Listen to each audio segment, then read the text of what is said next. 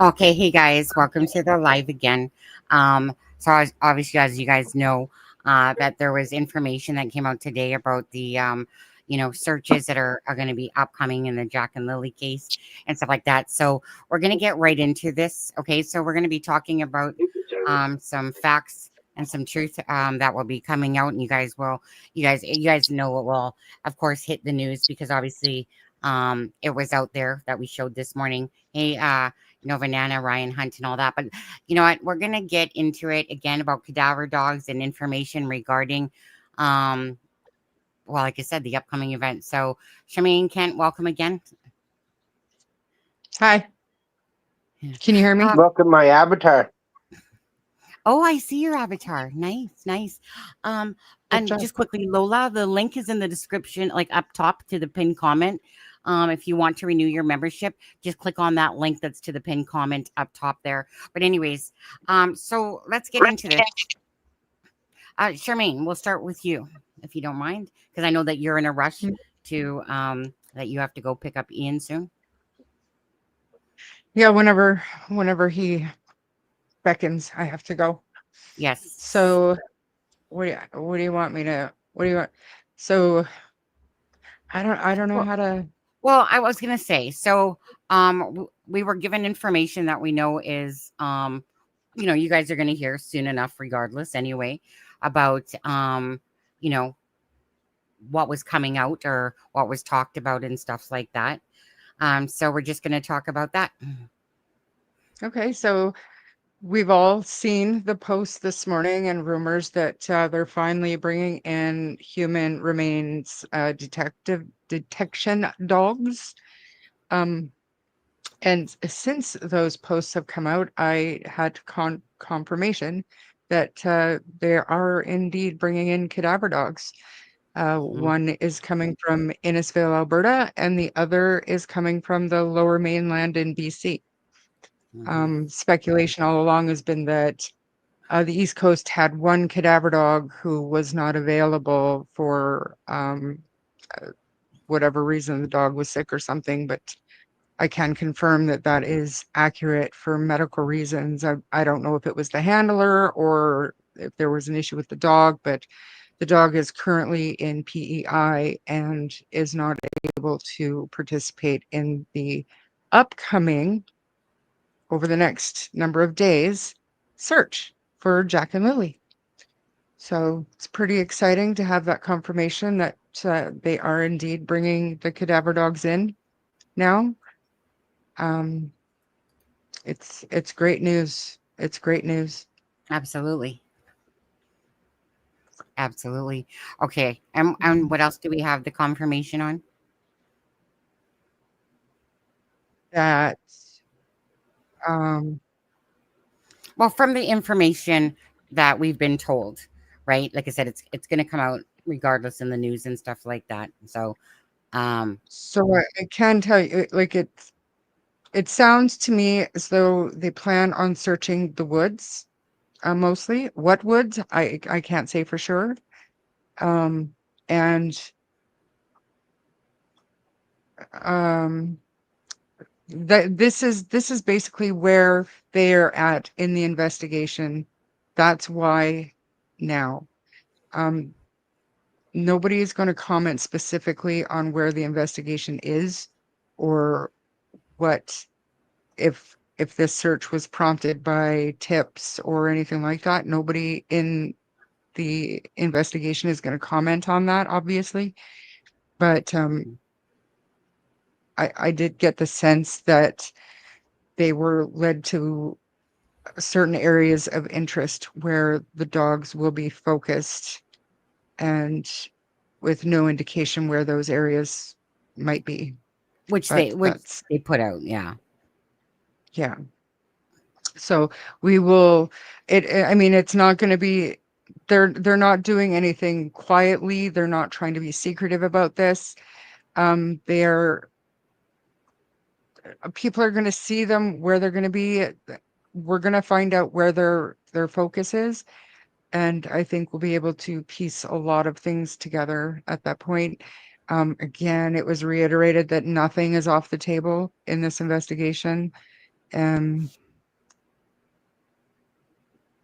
what else? Like I said, I need to absorb Yeah. before I I mean, can, you know, there was, well, yeah. nope, go ahead. Daleen, I wonder why the heads up first. I don't think there wasn't a heads up. I think it was more to, or what do you mean by heads up? Like there was a leak this morning. Somebody had told somebody something, and then they went ahead and posted it on social media, and then Belinda saw it and she posted it, because she was obviously very relieved and thankful that that was finally happening. But um, I don't know that this was so much of a heads up as much as a an information session to to give the media, and in, an extension of the media, the public, information about who was coming, why they were coming, and what. Lola, no, there are no bones found. Um, they they they're not going to comment on what areas of interest, what led them to the areas of interest where the dogs will be searching. Absolutely. They're not going to, if you hear anything like that, it's crap. It's crap, crap, crap, because they're not going to comment. There were no remains found. There were no pieces of clothing found. Nothing like that led them to where they're going. And from what my understanding is, it's not just one area. So we will see over the next couple of days, because from my understanding, it is starting tomorrow. Oh, tomorrow. They're going to be out and they're going to Yeah, be yeah, yeah. searching. Sorry, I didn't read that part. And the handlers seem very confident, even though Nova Scotia has had a very long, hot, dry summer. They're very, you know, they're confident that that is not going to affect a dog's ability to detect anything if it's there, which they have no idea. But this is just the stage of where the investigation is right here and now. This is Yeah. it's time, basically. I mean, for all we know, it could have come off. We don't know, right? Like I said, they're not going to say that. They're not going to say they're going to the property. They're not going to tell us any of that stuff. All they're going to tell us is that they're going to be searching, and that obviously they wanted to give the media, the heads up, if you want to say that, about what's going to be happening. Because they want, of course, the information out there. They'll always use the media whenever they want to put stuff out there. Okay. It's that, relationship that media has with the police. When they want something out there, they'll do it. But, it does make you, I said to Kent earlier, like, it does make you wonder if by chance some of the evidence, or that they were testing and stuff like that is what's leading them, in a direction. Might be, might not be. All I can say is I'm just so grateful that this is happening. Why cadaver dogs weren't used at the start, can't tell you that. Should they have been in our eyes? Absolutely. An actual cadaver dogs. But it is what it is at the end of the day. So, and just to go to Kent here. So Kent, like, this is a good thing. Absolutely. Is he muted? Yeah, I think he's muted. I'll get here. I think Charmaine did that, didn't she?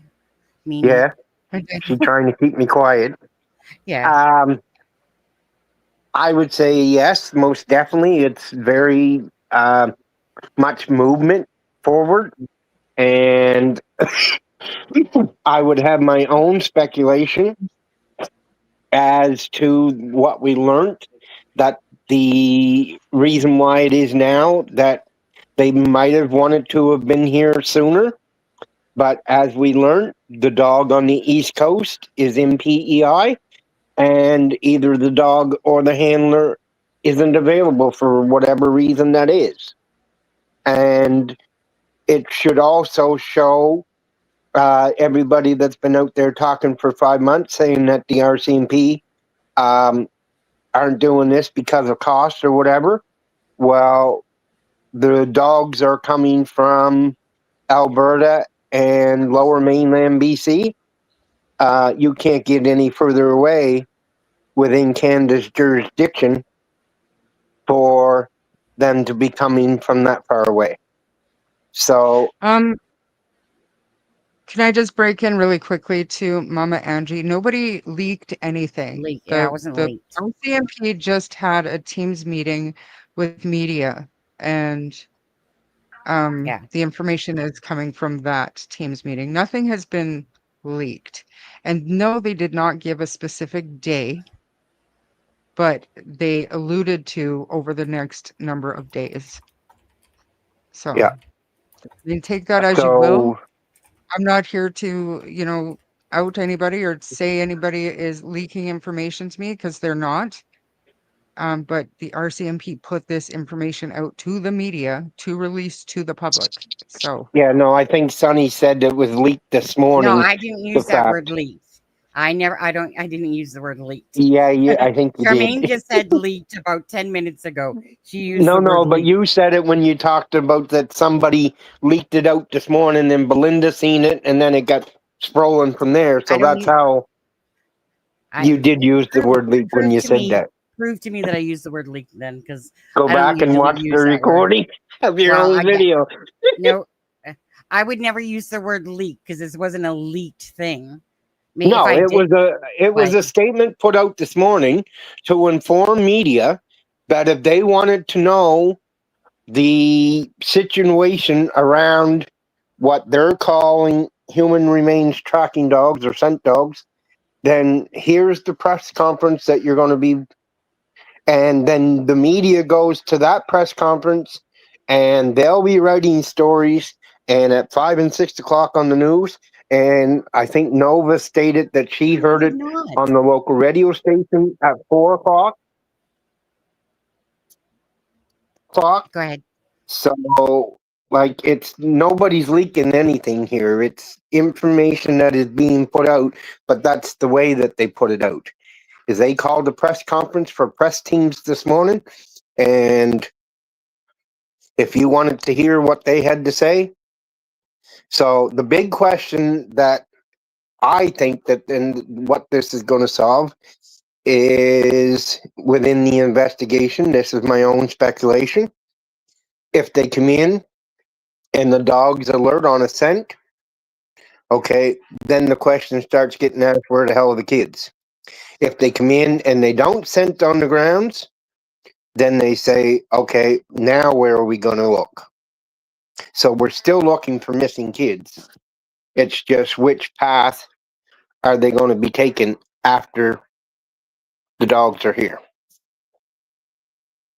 Which is, I believe, what everybody has been wanting the last probably 4 months, if it hasn't been the whole 5 months. So.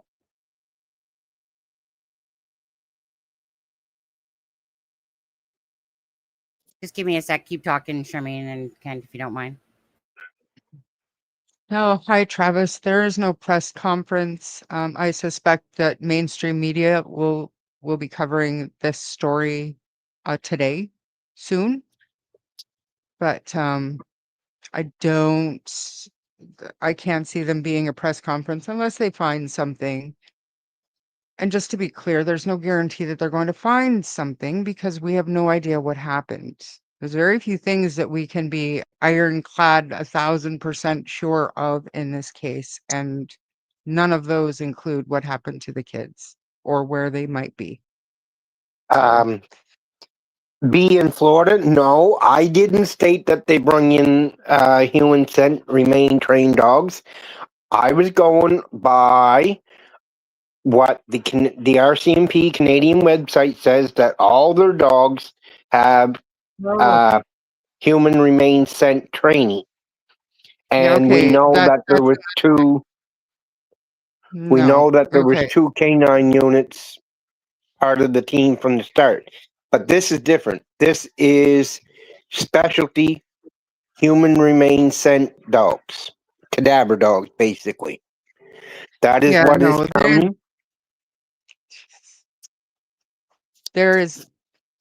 They're completely different dogs that were used. They were scent dogs that were used at the beginning. These Yep. are human remains detection dogs. These are completely different dogs. The dogs that were out were not trained in cadaver dog training.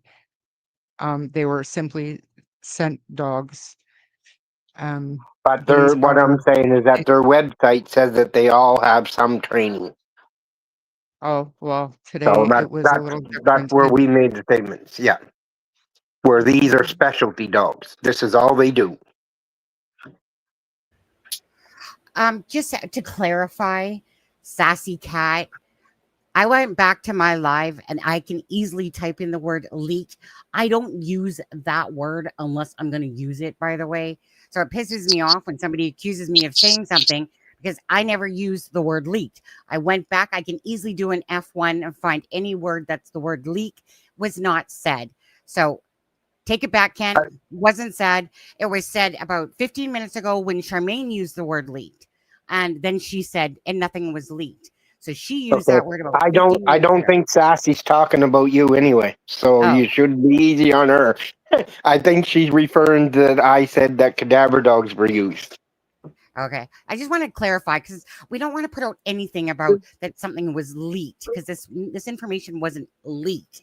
It was coming out Poor and it was choice of given. words. Poor choice of words. So before Yeah. this Teams meeting by the RCMP was held, well, for you guys, it was this afternoon.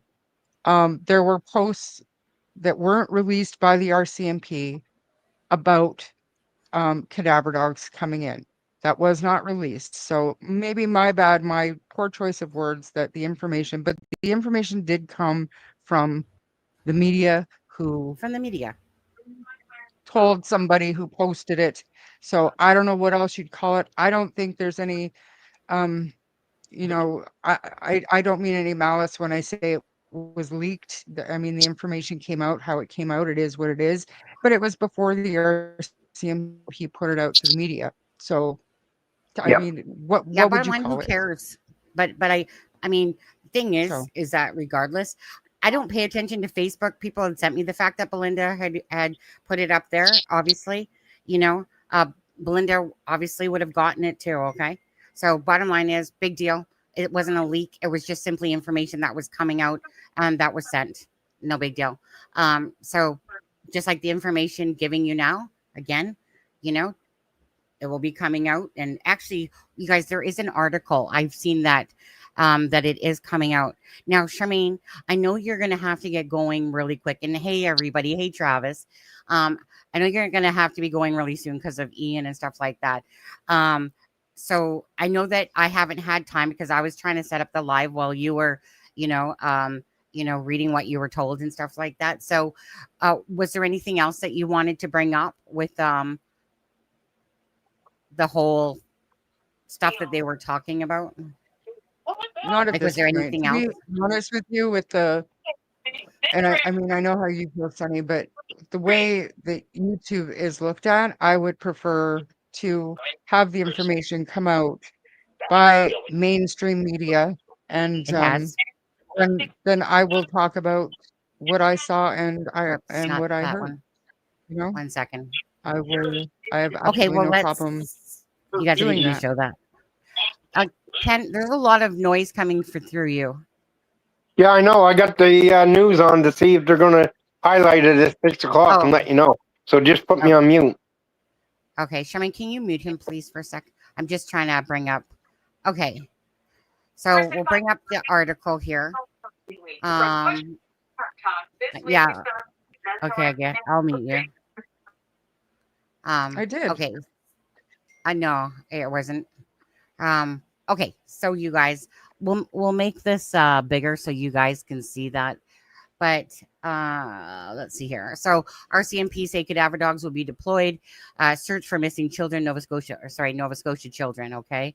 Let's try this. Okay, that's Allie Thompson. It says create an account. Okay. I don't know why I've never had it say that before. Cadaver dogs will soon scour for missing children, Lily and Jack, but Nova Scotia RCMP won't say when and where the search will take place. So Lily 6 and Jack 4 were reported missing, of course, on May 2nd when they received a police phone call from their mother, Malaya Brooks Murray, saying that they wandered away from their home and Lansdowne Station, sparsely community of Pictou County, about 140 kilometers from Halifax. Their disappearance sparked an extensive grid search that spanned 8.5 square kilometers of mostly dense woods and more, and involved more than 160 ground search and rescue volunteers, service dogs, drones, and helicopters. On Friday, the police said that they are searches planned, but they would not say where or when, citing safety concerns. They did confirm. Now, you guys, when they say safety concerns, again, this is a common thing that they'll do, right? It's safety concerns. They don't want to put out where they're going to be. That would be ridiculous for them to say exactly where they're going to be searching. So they're going to keep that private. So obviously, that's the whole reason why they would use the term citing safety concerns. It's a normal thing to say. Of course, they're not going to tell, doesn't matter what case. Police aren't going to go, well, we're just going to go search over here, have all YouTubers and everybody come hang out with them. RCMP are holding media availability on Friday afternoon, which they did, obviously, which is today, with 2 officers who are experts on the use of cadaver dogs and how the process works. And there's Belinda. You guys know that. You guys listened to that Globe and Mail that we played this morning, and just so absolutely heartbreaking when you hear Belinda, just come to tears thinking about these are her 2 paternal grandbabies, and still no answers almost 5 months later. It's just heartbreaking whenever it gets my heart every single time, no matter how many times I listen to the same thing. So the children's paternal grandmother, Belinda Gray, said she wanted to jump up and down upon hearing the news Friday. Gray has long called for cadaver dogs to be brought in. They're finally doing something that, to me, should have been done a couple of months ago, at least, said Gray in a phone interview Friday. Oh, okay. And she told me she was on the phone. I asked her if she was okay because she had seen one of my messages but hadn't answered for quite a while. And then she said she was on the phone. So obviously this was why. It's really been a roller coaster. You get through your days and you're just doing the best you can. Absolutely. In late August, CBC asked RCMP if cadaver dogs would be deployed. A spokesperson said searches for human remains will be based on information gathered through the ongoing investigation. Let's read that again. A spokesperson said any searches for human remains will be based on information gathered through the ongoing investigation. I just want to make sure that everyone hears that as that said. Officers are continuing to... One second. Bills to pay. Hi, Jen. Thank you. Okay, I'm going to go. I got to go. You got to get going? Okay, sure. Yeah. Thanks, See y'all Charmaine. later. Okay. Thanks, Charmaine. Okay. Thanks, Jen. Hi, Daphne. Sorry, I'm on a different page, you guys, but I can hear music, obviously, when it goes off on there. Okay. 1 second. Let me go back to that. Let's see here. A spokesperson. Okay, we already said that. Officers are continuing to assess information for forensic evidence, including that collected from the large search area. Cindy Bayer said in an email statement on August 25th. Those items included the pink blanket that was seized on Lansdowne Road early in the search. Plus, there was more items, guys. Police are following up on more than 740 tips. Okay, so we know all that. And of course, so that's basically, so that was the latest one from 2 hours ago. Obviously, it's going to hit the news as well. And 1 second here, Kent.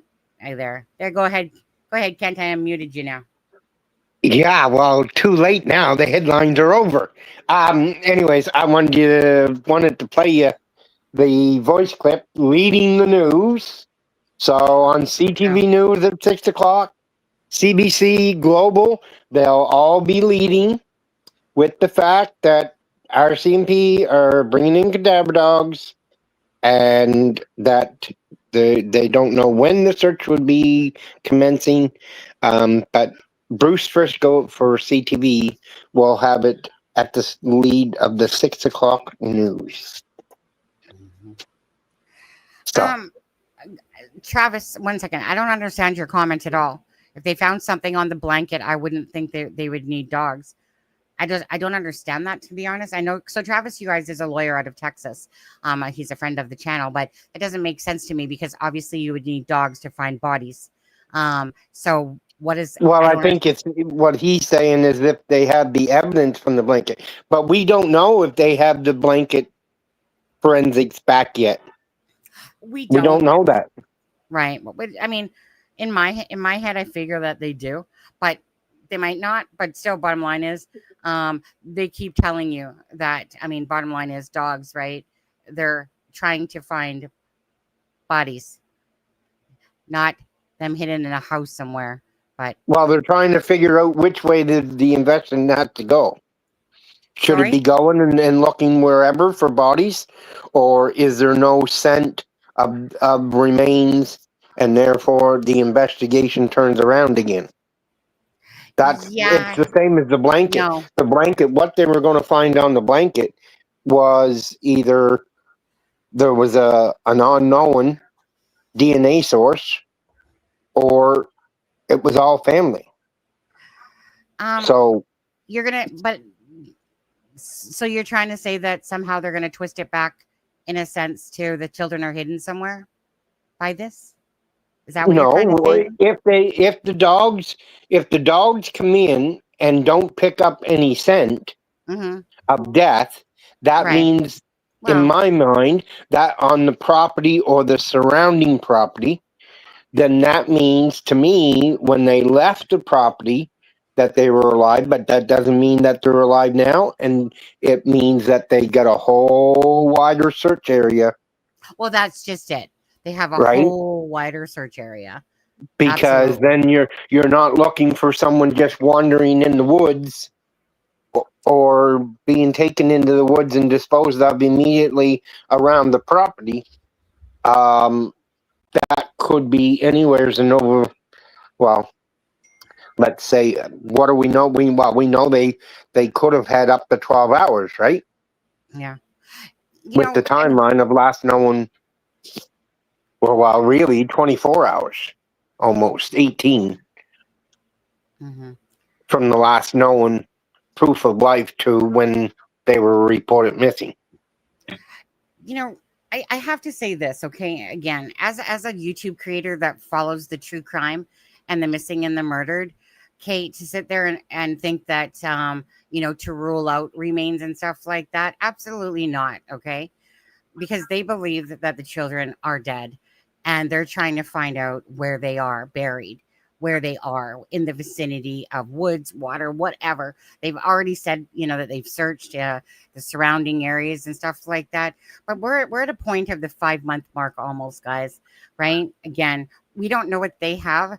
The RCMP, maybe they made some fuck ups for sure and stuff like that, because cadaver dogs should have been brought in like the first and second day. But obviously, if Canada has obstacles in getting those dogs there, and then they have, their other dogs that are trained in, human remain scent, but they're not a full-fledged cadaver dog, right? I mean, again, I don't know what the obstacles in Canada are for stuff like that.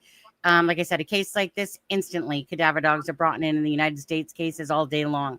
And so it doesn't make sense to, like I said, to bring in the cadaver dogs from the East Coast over here and up in Innisfail, Alberta, and stuff like that, and put all that money and effort if they didn't have something that they were So, basing this on. so then, are you going to start calling down the RCMP and the dogs if they come in and they find nothing within the property? That don't Well, it's guarantee nothing to to me that they're do. not dead. I'm not, like I said, if I mean, we're talking about almost 5 months later, right? We're I talking about understand almost that. 5 months later. Yeah. Cadaver dogs, right? So, what's the chances that, regardless, things have been cleaned, that there's no scent there and stuff like that? So, for them, I wouldn't doubt. I don't even expect them to find perhaps anything to do with anything on the property at this point, to be honest with you, right? But obviously, they have information. So, depending on where their search area goes and stuff like that, obviously, they're looking at camera footage, all that stuff that they probably pieced together that we don't know, is where probably these searches are going to start, right? Again, they might end up coming up with squat, and then people are going to go back to the, which probably some people never left it, about the whole children are hidden stuff and, whatever. Again, I'm here for answers. I'm not here for the BS of it and stuff like that. We just want answers for Jack and But Lily. that's what I mean. If because I can see one of the areas, whether they state it or not. I can't state whether they'll take them through the trailer, but I can see one of the properties that they want in the search would be the immediate property around the house. So if no scent is picked up there, and if they go to these other locations that they want to look, and they Yeah. don't pick up no scent, Mm-hmm. I just don't want people to come back and say, well, see, they waited too long. That's the reason why they can't pick up a scent. Because everybody has been Well, telling us all along, don't worry about how long it is, because they'll be able to pick up a scent. Don't matter if there's scent there in the areas that they're searching. well, we'll If they're see. close enough, there's air in those areas, then they'll be picked up. But Travis said he was responding to a question above his comment, and he was just saying what possibly could be on the blanket. So that's all. It wasn't that he was saying that they found something on the blanket. I know that they can pick up a scent for a long time in years, right? Again, if they find something on that property, great, love it, thank you, right away, type of thing. They can, but again, like Kent said, well, no, I mean, I personally believe that something happened on that property, So again, I'm just here myself to wait and see. That's all we can ask for. Is that Yeah, we got something? It's we better than wanted nothing. movement. We got movement. Now let's wait and see what the results are. Yeah. I mean, like I said, I wasn't born yesterday, when it comes to these cases and always the dog searches. Sebastian's case is a clear example of something that never went past the driveway. But the thing with Sebastian's case is that the evidence became contaminated. Now, that part about the evidence contamination and stuff like that. But the cadaver dogs didn't pick up any scent. No, nobody. They picked up an air scent, but that didn't mean it was Sebastian Rogers. But again, to me, I feel like they dropped the ball right from the beginning of this, regardless. And now they got to play catch up, I think, on some of this stuff because obviously that whole property simply should have been cordoned off right away. And it wasn't. And, that's where you're going to find, right? Just like 48 Hour Show, that's where you're going to find any evidence and stuff like that. Like I said, I didn't realize Canada was so incapable of having many cadaver dogs. I thought that we would have quite a few. I don't know. Like I said, because I'm just so used to the U.S. cases where the cadaver dogs are like, boom, right there. Oh, Peggy Day, thank you so much for buying a coffee the other day. I saw that. Thank you so much for that. Anyways, I'm not sure what you said to read again. Somebody said that. But anyways, like I said, this information is wonderful news regardless, because it just always reminds me of, like Delphi, Sebastian Rogers, is that sometimes they have to backtrack, right? Because they didn't do something originally that should have been done and stuff like that. But in this case, obviously, it seems apparent that if we only got 3 darn dogs basically out there and one's in PI and obviously couldn't come, that says a lot about maybe where we need some money to go to or something. I don't know. It's not like these cases. Well, it's like I was saying. I did say that in the beginning that they're probably broke down regionally. I can see them being one for the Maritimes, one in maybe in Newfoundland, which would also, there might be 2 you could classify to be Newfoundland. And I'm just stating numbers here, folks. This isn't fact. It's speculation. Because Newfoundland Labradors is in relation to Quebec. So I would think that dogs from Quebec would service there. And then Ontario would probably have dogs. Manitoba and Saskatchewan. Alberta would probably have 1 or 2 dogs. And then BC. And that seems, I'm not saying that these dogs that are coming are the only dogs. That's not what I'm saying. But it seems like that the only dog that is specifically trained for the Maritimes right now is in PEI. And whatever the reason it is, whether it's handler or dog, it's not able to come at this moment when the RCMP wants them. So therefore, okay, you go to the next area. Well, Quebec might not have been able to provide an extra dog, or Ontario. So the dogs that are coming from BC and Alberta. So that makes you think. And then the other part of the statement from this morning, and I mentioned this when I was on Nova's Live, when they said for the reputation or the safetyness or whatever the wording was of the investigation and the safety of the officers. That makes me think of certain things. Yes, Jack. And I won't get into that because that's a larger discussion, but if, as I said on Nova's channel, if Right. anybody's watching the news over the last year, you can probably pick up where my gist is coming from, and they don't want to get into that situation. Like officer safety, like that's, we know that they have to be officer safety concerns going into the woods because of the terrain, but is that the only thing? Well, I don't know if they're threatened. I wouldn't go that, Mama Angie. I wouldn't say that at all.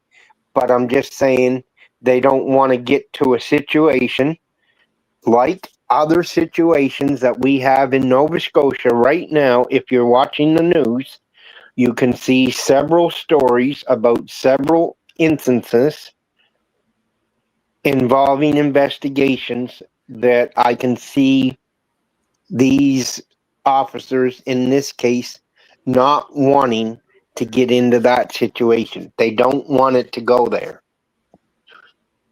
well, there's no case that they're sitting there going to go like, you know what? Let's just tell you where we're searching. It's police officer safety. Bottom line. Yeah.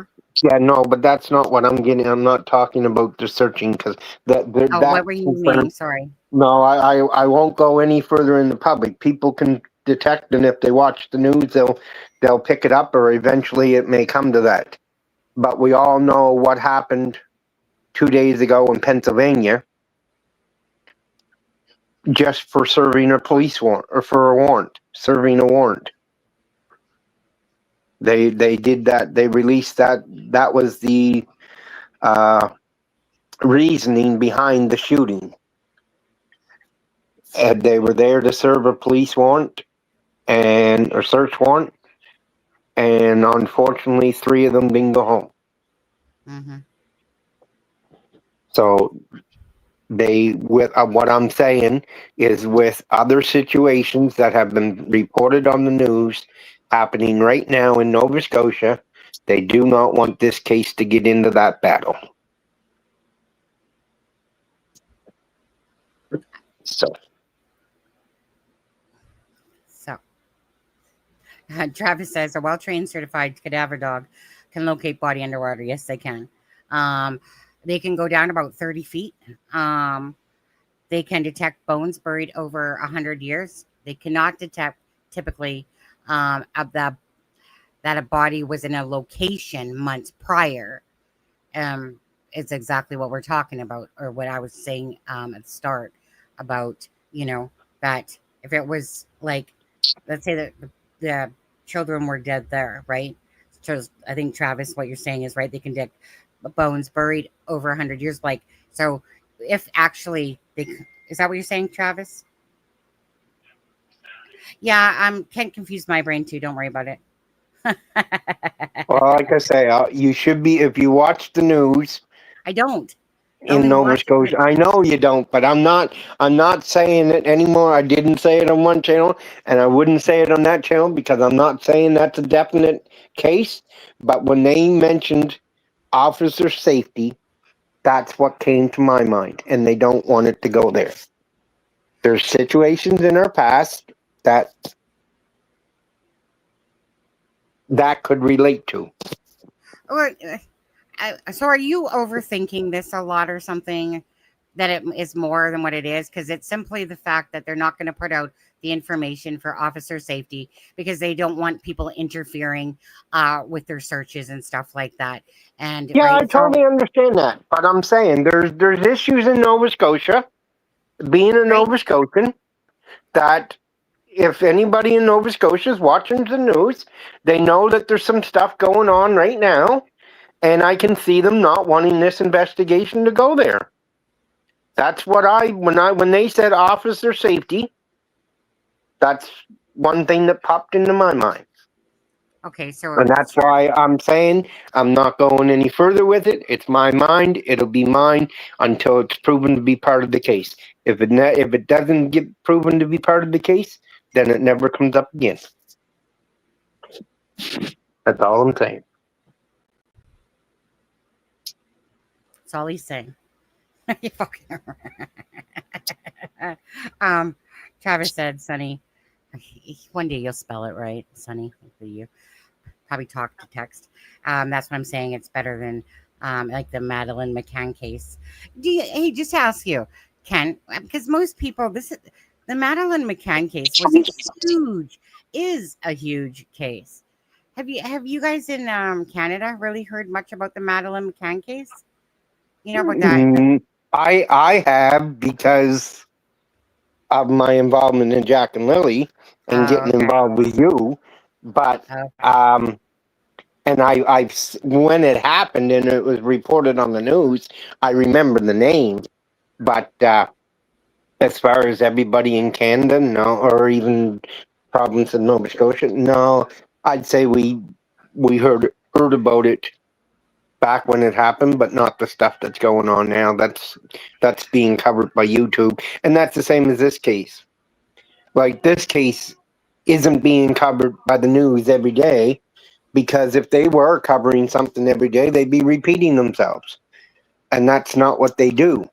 So, as Nova said, as we were coming into this live, at 4 o'clock on the local radio station, this was the headline news for the news hour, and it'll be the talk of the town until we know results one way or the other. Well, good, because I'm really tired of being the focus of Daniel, Janie, and Darren.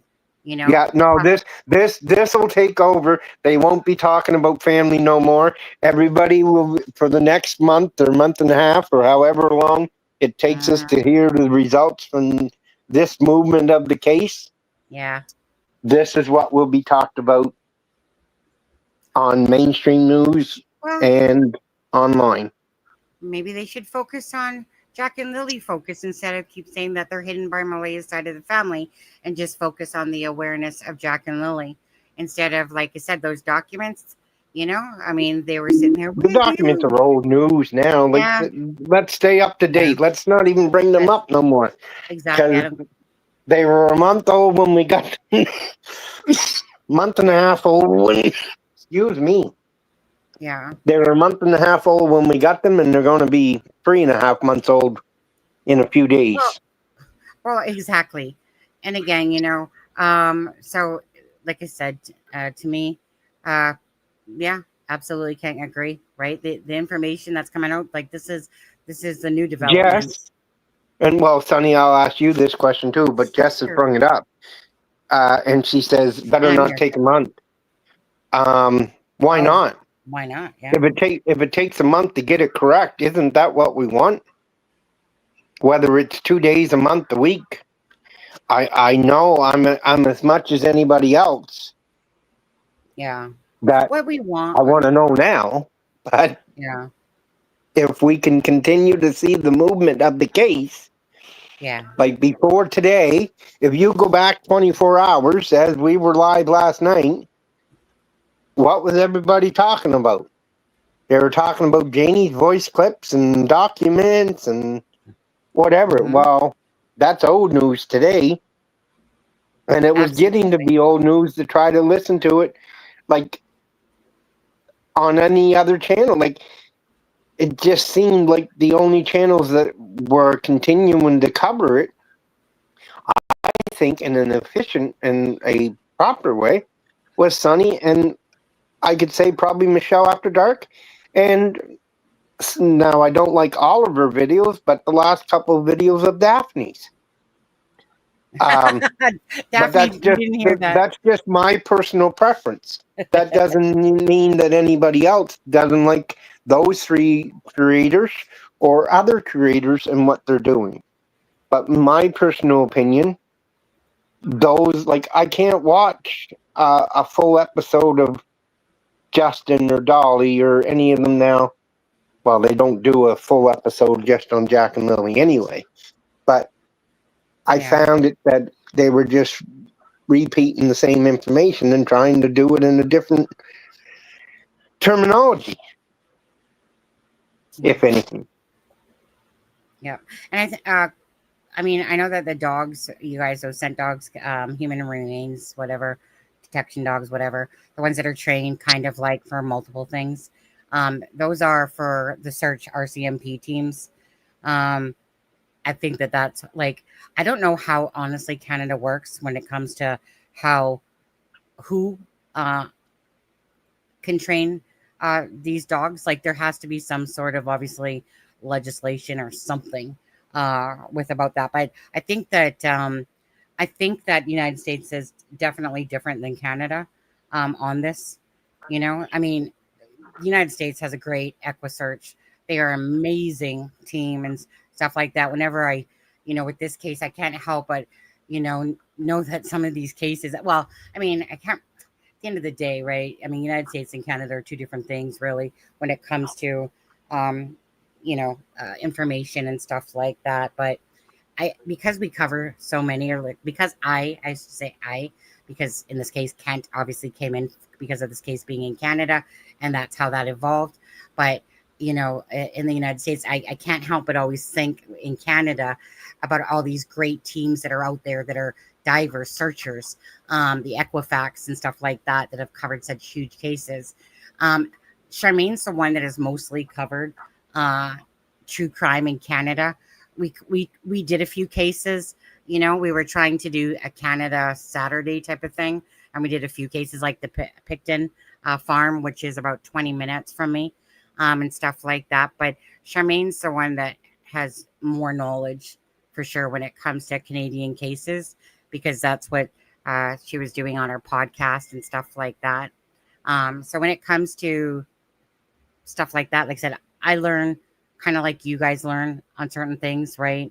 If I want to know something that's important, I'll definitely look into it and stuff like that. Now, I know we already went through a video, and I know Michelle After Dark has too, about cadaver dogs in Canada, scent dogs, or air scent dogs and all that stuff. But at this moment, honestly, I've lacked sleep. I had 2 hours sleep between the live and then coming up here, really. And so my brain is just fried. I just want to say that. Just right now, it's kind of fried. So if I sound knowledgeable at the moment with certain things, absolutely. Not even gonna disagree on that one. All I'm excited about is that we wanted movement in this case, and that's what we got it. Yeah, that's still what's really important here, and to focus on Jack and Lily awareness, and to talk about the relevant things instead of focusing so much. Well, I don't know. People could do what they want, right? Just for me, the whole Darren and Janie thing is just boring stuff to me now. I already, to me, see exactly what they're doing and who these people are, in a sense, from my personal, that after a while, I mean, to me, how much bullshit can you listen to over and over and over and over again? I just don't like to feed myself into a bunch of constant drama. That's why I don't really do Facebook groups. People that send me postings are usually people that send them to me. It's not because I'm literally in them and stuff like that. Because, again, I would rather focus on Jack and Lily than just listening to the BS going on with what they're doing. Because it just pisses me off. Don't you think, like I said, Kent, in general, that the people that should be fighting for Jack and Lily the hardest are Well, the statement that I've been using for the last 2 weeks, if not a month, it bothers me that the family hampers on YouTube and Facebook and whatever, but in the public's eye, it seems that the strangers are out there doing more to find their children than they are themselves. Yeah. And I understand that, okay, you're advised not to, if you're talking to the RCMP and you're advised not to give away any privy information from the investigation to the public. I understand that comment. But I know that that does not mean go silent and not be out there and asking your children to be found so you can pay the proper respects to them. Like, to me, if the children are on alive, as a human being, why aren't we saying we got to bring these kids home and pay them the respect that they deserve? 1,000. 1,000. Right? I can't And just. it's strangers doing all that compared to family. And we have big families here. There could be a lot of force. Like, you got three, and I know it's what's called a broken home situation, but there's basically three families out there. And yes, Belinda is doing a damn good job of representing Cody and his family and their family. Absolutely. So you can't say that they're not. But who, and whether you like them or not, you can say that Daniel's out there causing havoc or whatever, but he's causing talk. But who's doing that for Malaya?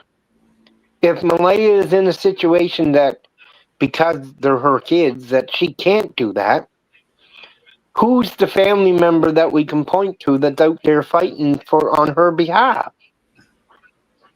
Well, She's got a couple of friends that are trying to do it. Well, And I'm not saying that they owe us anything except the respect that we are looking for their children. They owe Jack and Lily. That's the bottom line of it. They owe Jack and Lily. That's what they Yeah. owe. But anyway, let me just go quickly, Ken. Ken, I'll get you to answer this one. So Travis says, so do you think that the RCMP has done an announcement to see if they can flush the killer to do something stupid like move the bodies? Remember we were kind of talking about this, about reactions. Yeah, like I said that this morning in our talk to Sonny. I said the reason why they might not have brung this out on a media release on their own is because in the chat rooms we had people talking, what do you mean dogs are coming in? Nobody told Malaya. Malaya don't know. I just called her. I talked to her. I messaged her. She don't know. So how true is it? Well, I said to Sonny, they might want to see what that natural reaction of finding out that there's dogs coming in, whether it's trying to possibly move or just their initial reaction to that. And that might have been why they put it out and say, oh, wait, we're going to talk to the media and we'll let the media bring it out afterwards. Right. Sorry, just hitting. If you guys are in here, because there's like 320 and there's only 114 likes for Jack and Lily. Again, for Jack and Lily, you guys, like I said, honestly, Jack and Lily need your awareness. They need your voices for them, regardless, and they deserve answers.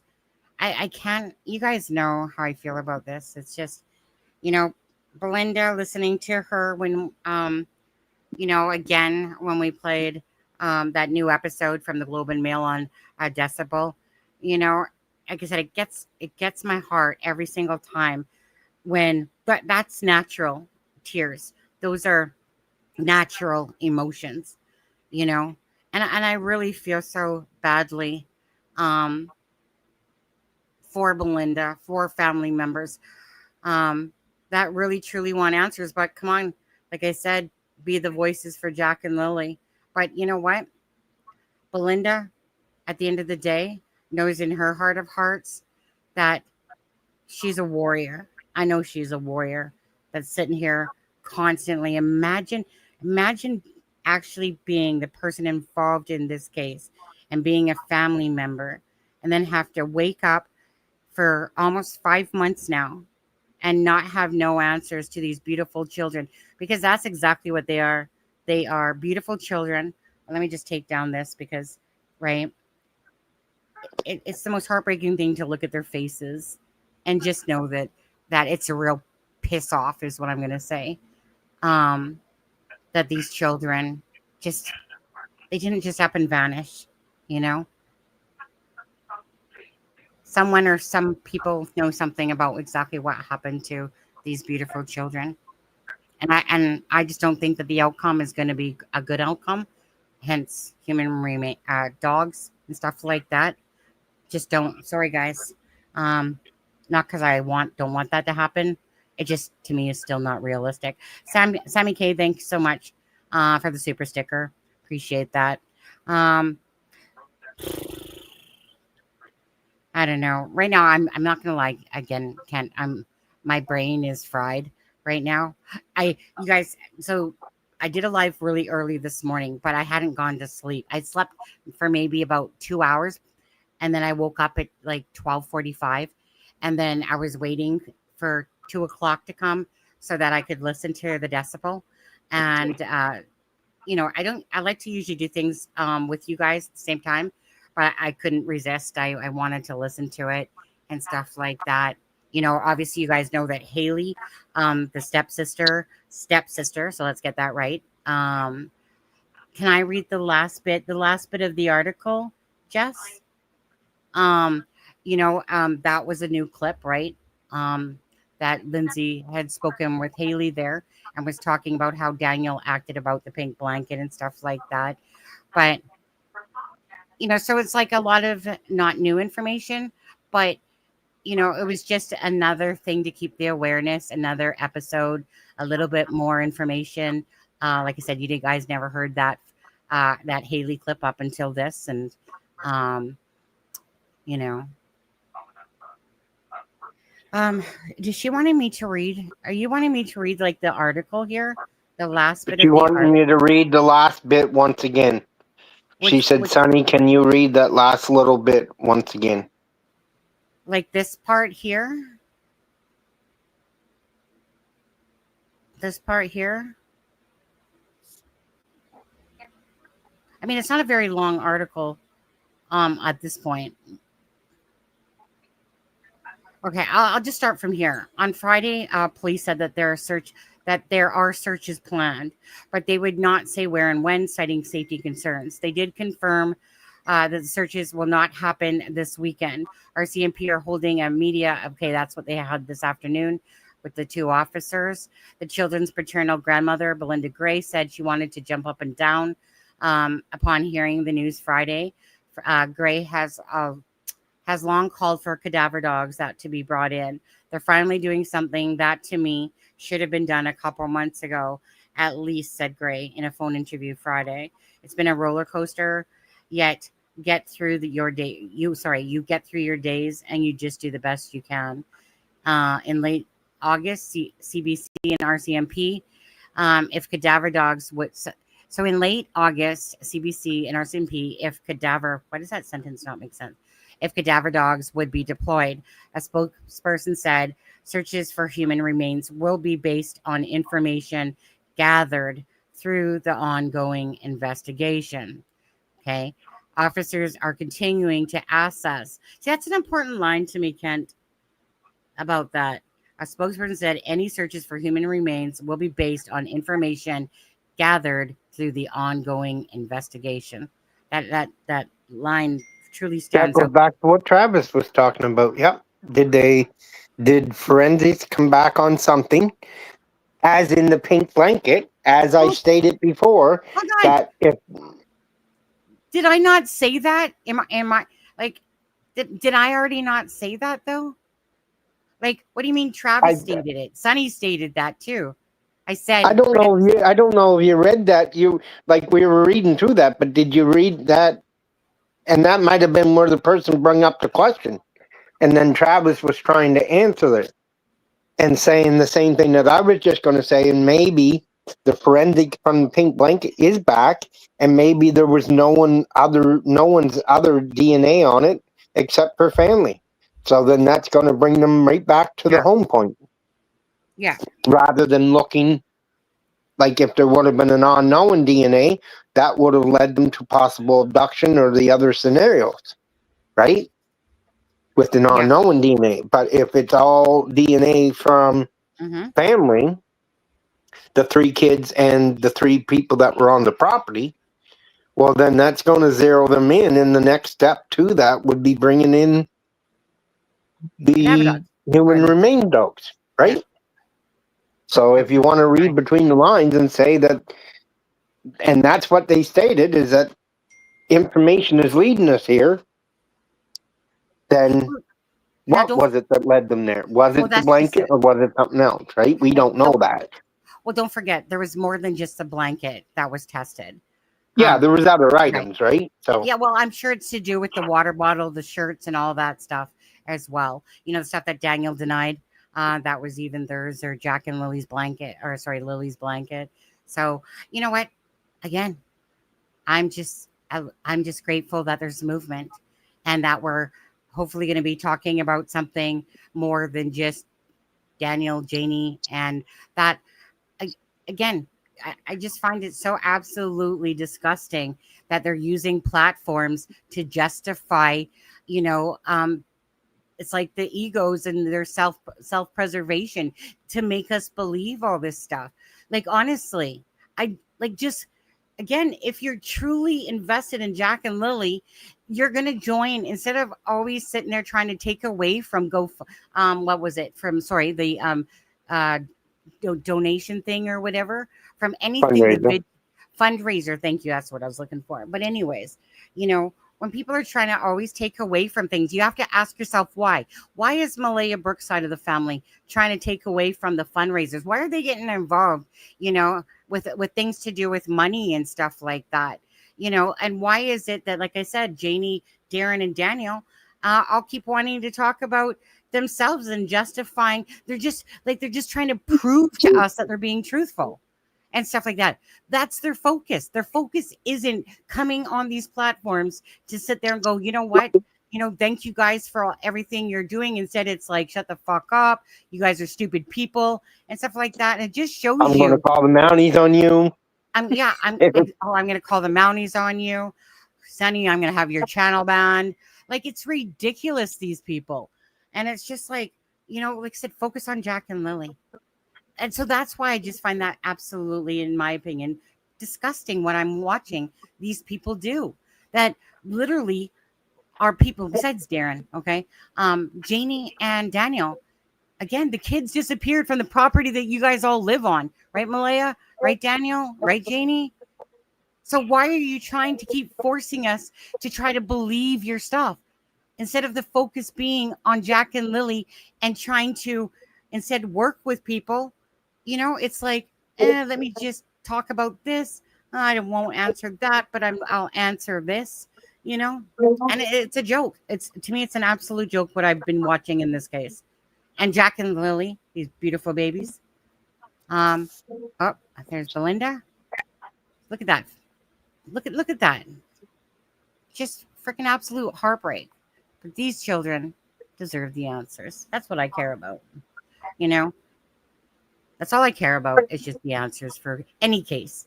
Sebastian's case, this case, any case where there's unresolved to it is the most devastating thing when you have no answers. And put yourself in the shoes of the people that are truly wanting answers. And yet they don't know. They don't know nothing, right? They have to witness this fuckery going on, you know, with popping in and out of channels and, again, trying to sell us all that stuff. But anyway, I could say that till I'm blue in the face. I'm just glad about the news that we heard today.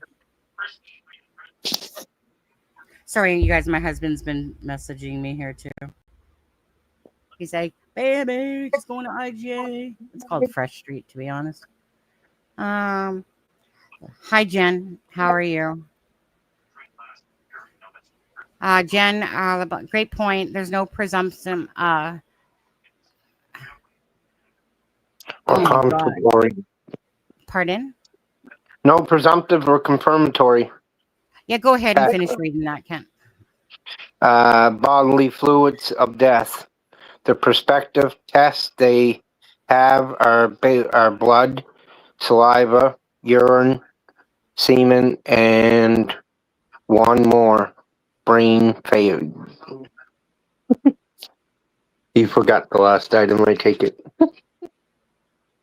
Tell them it's like it is, Sonny. Oh, yeah. Shame they. Well, I always will speak from my heart. I always will be truthful to who I am, And when I see BS, it just sticks out like a sore thumb, to me. And I just can't understand that 2 children are missing. And this is what we have to witness. We're not seeing truthfulness. We're not seeing collaborations.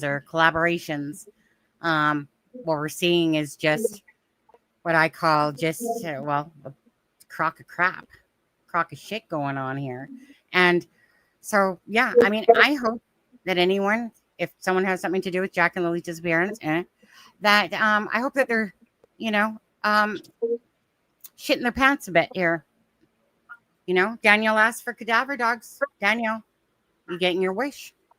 There you go. Right? There you go, Daniel. So we'll see. I will see if he'll answer and give me a statement on whether he's pleased or not. I know nobody will be interested, but no, but I can honestly, like, if you're saying that you're gonna message Daniel and ask him how he feels about the cadaver dog, I'm sure he's gonna be his narcissistic self and be like, it's what I wanted. It's absolutely what I wanted from the start. Here's my phone. Here's everything. Well, your phone's not going to have shit on it because it's not going to have shit on it. So I can't really expect him to say anything other than, that's what I wanted. That's what I asked for. That's what I wanted. So you're able to answer this question. I feel like I am. I feel like I can answer for Daniel on that one. Because it's not like he's going to say, oh, I'm sitting here shaking in my boots right now. Shit. Well, no, I don't expect him to say that, but I'm just saying, like, it'd be interesting to hear a truthful response. Like, in my mind, if parents were out there looking for their children and law enforcement was coming and making this announcement and they had no idea, their reaction to this should be great. I wish it was done sooner. I hope that we're able to find something. And then I know people wouldn't believe that coming from Daniel at this point anyways. But I'm just saying. There might be a few. I think this is really gonna, like I said, I'm offended what they're doing online. And it's not Jack and Lily focused. It's themselves focused. That part is so telling to me about what they care about most is how people view them, right? I hope really people get tired of the BS, regardless how you feel. If you feel no involvement from the family or whatever, I still hope you guys are fed up with the BS of all this.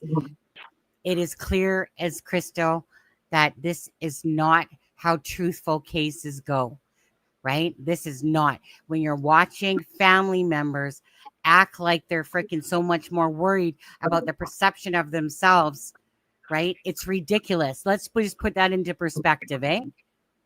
If you guys look at everything they say, you guys can ask him questions. What does he say?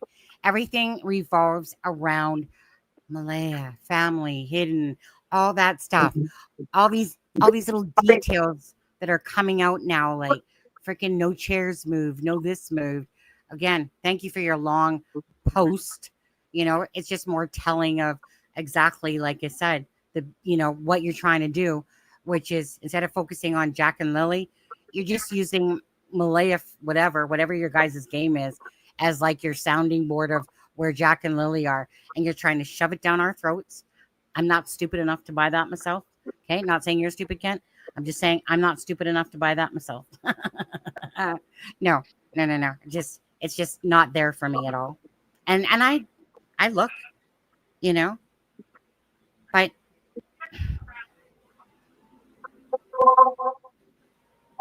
oh, well, I don't know that it put. I want to see this comment, Kent, because sorry, I'm gonna sound like Daniel, but it said Sunny. I just want you to know that I feel very secure knowing that your coverage, I'll say our coverage, and work of this channel has put pressure on Ellie and keeping things moving. What I want to thank people for is, regardless of your opinions about this case, is that you guys are all helping keeping the awareness and the pressure on. Like when I say pressure, obviously, if nobody's talking, nothing's going to change. Nothing's going to happen. It doesn't mean that they're still, of course, not working on the case and working hard. It's just that, again, it's because of all of us that create that, awareness for Jack and Lily that matters in this case, and it's a real piss off to me to watch certain family members, Janie, Darren, make it about themselves and not Jack and Lily. They can beak off all they want, but you know what?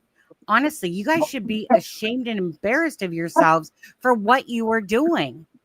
You are representing Jack and Lily, and that's how you show it, by caring so much more about yourselves and what the reflection is on you, and you trying to sell us your BS, than sitting there talking about stupid staplers 2 months later and making a joke and a mockery out of the 2 children that are missing. It's a piss off beyond belief. And I just find it absolutely absurd. And I don't know how other people, I'm sure there are, but I just don't know how other people aren't pissed off watching the actions of people that care more about talking about themselves. Janie's interview was a clear example of, let me show you this. Well, online they're talking about this. They willingly bring themselves into the true crime community now, right? And it's, again, so what do you expect? You come in and then you start bashing people and calling them stupid and telling them to F off because of your antics, and because you guys can't keep a straight story timeline, I should say, or storyline consistent. So what do you expect? I'll be back in a minute, Sonny. Sure. But what do people expect when people act like this? So even if they had no involvement, do you guys not find it absolutely ridiculous what their motive is, what their narrative is to themselves versus Jack and Lily? I find it pretty offensive to Jack and Lily that these are the people that are speaking up for them. No. You want to look at someone that truly is speaking up for them, look to Belinda. And if anyone doesn't like that either, too bad. Right? I mean, when I say that, I'm talking about family members. If you guys don't like that, too bad. She's doing what all you guys should be doing properly. Will you stream the news at 6? Well, you know what? That should be any time, right? Because it's 2:00 here. So it's 4:00 there. Yeah. Okay. CBC. Maybe Kent, are you getting ready to watch the news? Best interest of the children. Hi, Caper. How are you? Hi from Nova Scotia. About time they bring in the dogs. Absolutely. Should be interesting to see if Daniel, Janie allow the dogs on their property. Well, they won't have a choice. Right? Because, right, exactly. I get what you're saying. Right. I guess I should have read the end of that. Because they'll simply go in with warrants. Mm-hmm. Thanks, Tammy. Travis, they use initial. What if BCP, BCB, whew, ask RCMP to search with dogs? Who is that? Talk about that, please. That's key. You're going to have to dummy that down for me right now. BCP, BCB. You have to dummy that down one for me.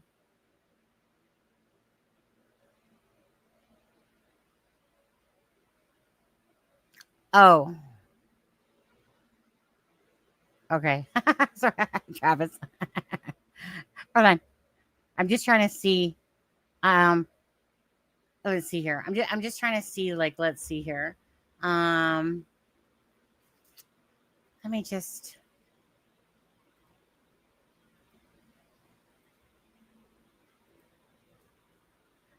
Come on. Just trying to see if there's something out there yet. All that Jimmy Kimmel stuff going on there. That's a crock of crap over there in the US too.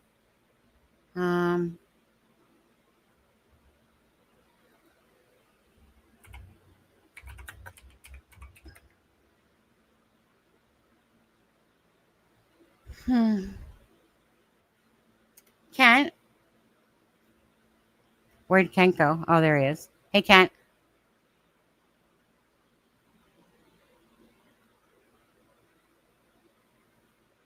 Kent? Can't hear you, bud. British Canadian, please? I don't think so, but 1 second. Jess, I'm not sure who you were saying to check email to. No? Yeah, I can hear you now. Hey, Kent, is it on over there now, pretty much? No, not yet. No, I had to go. My phone kept ringing, so. Okay, can you talk for a minute? I just want to. Well, I would need to go to the washroom really bad. But can you? Yeah, just go ahead and do your thing. Yeah, so it's coming on here any second, folks. Which channel are you watching? Are you talking about CBC Nova Scotia? No, CTV. CTV. Okay.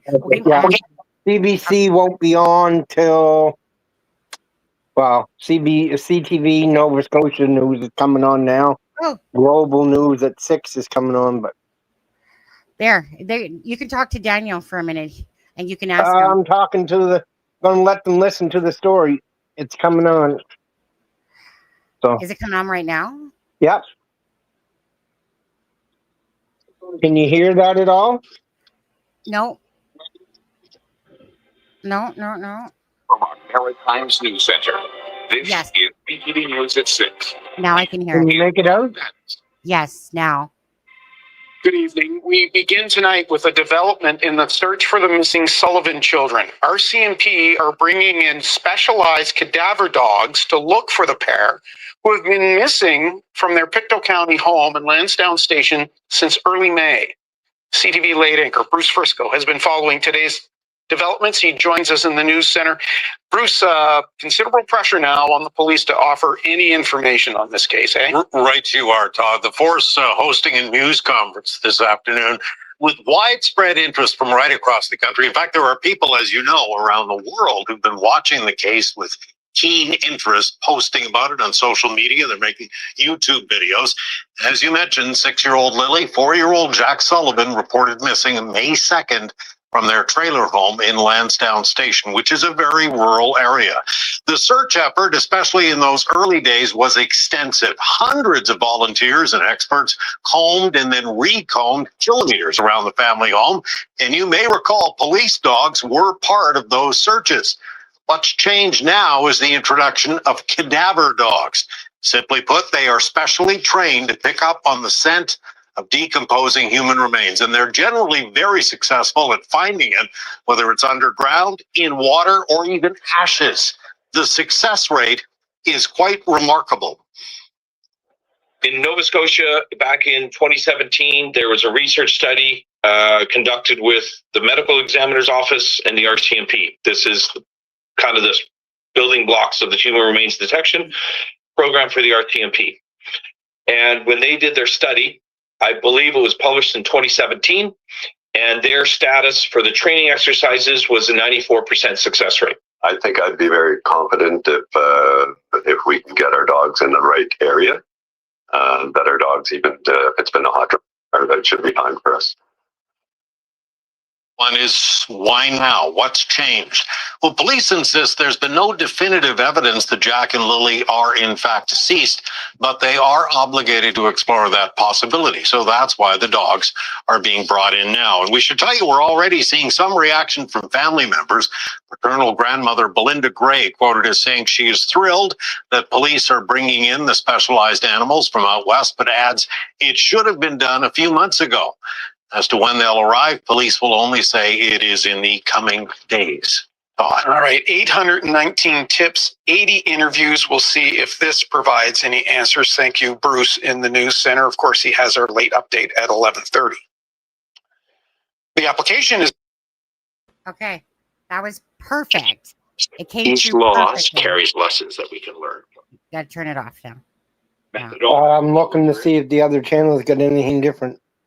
Oh, okay. Okay. They say they will be analyzing the data from the drones in hopes of discovering new information in Roy Boudreau's disappearance. The provincial government has released the... No. Okay. Yeah. Yeah.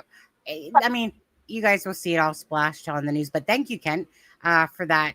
You know, obviously, you know, up to date as it was happening. Yeah, and the first officer that was speaking there was Constable Pike, and the second one was that other man, Luke, whatever his name was, from the article.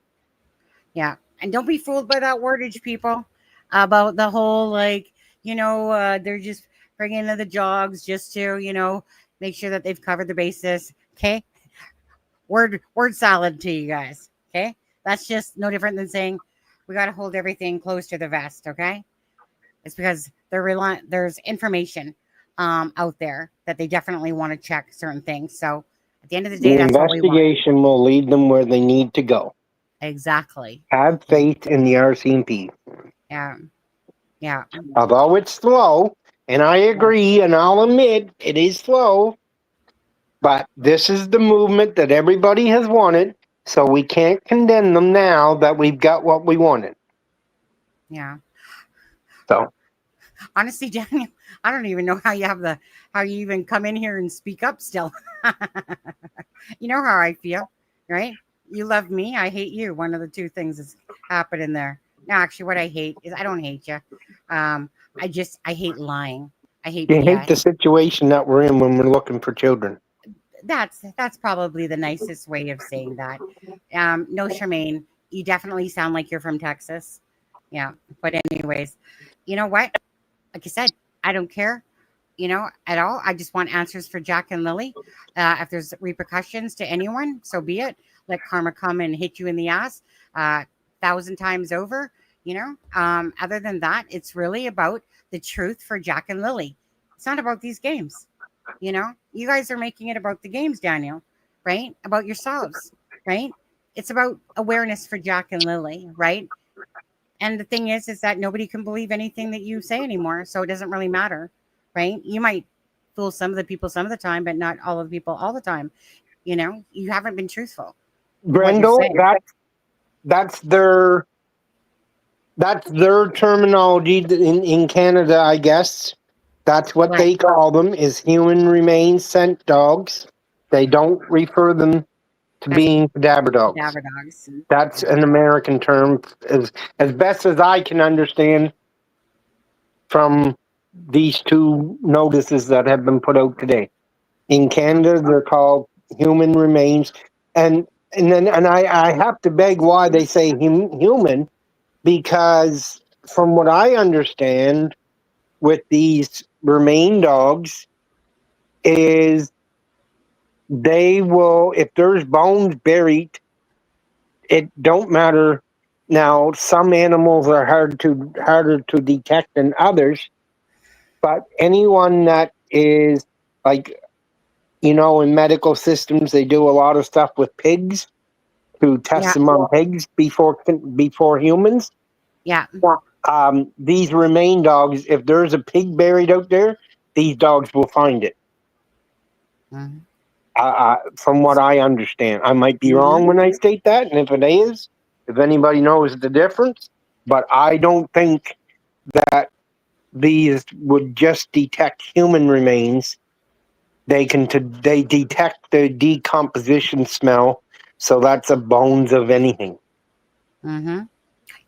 Correct.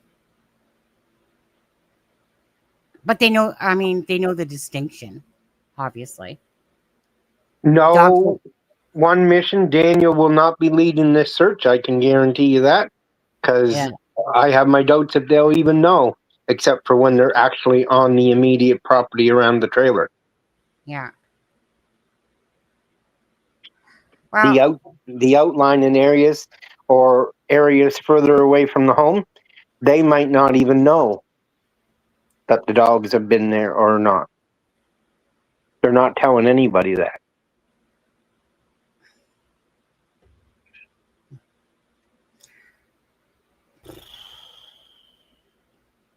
Yeah. Well, again, I mean, Daniel, you got your wish. Cadaver dogs. There you go. Yeah. Got your wish on that. That's what you wanted. Let's go. Like Charmaine said, let's see how this goes then. Got what you wanted. You know, that's Let's see the results, baby. Yep. Yeah. Yeah. Charmaine says human decomposition is very unique according to these experts. Yes. You know, they will alert on the driveway. Well, I mean, remember, cadaver dogs are about human remains. Yeah, unless they're at the end of the driveway. No, they are not buried in the spot that Janie was raking gravel over people. Don't start with. Well, no, it's not. Just don't. Let them do their work. well, if they can spiral shit, so can we. Yeah, yeah, no. Animal remains. Well, then that will be the next topic of the AI videos tomorrow, is that the dogs found remains under where Janie was raking. Like, Yeah. You know, Kent, I mean, like, I was almost going to play your video, the one that you sent me yesterday. Don't make me pull out the fuck off. now, no, that would be a good time now to play that. Okay, yeah. But it's in a good way. People don't get offended. This is in the very nicest intentions with what it says. I mean, I just think, right, you know, like, again, I mean, I'm not the family member of these missing 2 children. What I am tired of is the bullshit. And so I just feel like Daniel will appreciate this. Absolutely. And Daniel, I didn't send it to her because of you. Yes, he did. He did. Stop. Okay. So this goes Play it, woman. I will. I got to just get on it first. Oh, okay. Okay, so this is how I feel about it all, Daniel, and what you're doing, right? I just feel like this.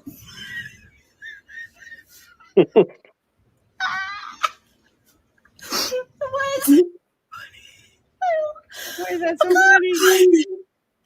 Play it. Don't stop it after once. I'm not stopping it. I'm playing it out.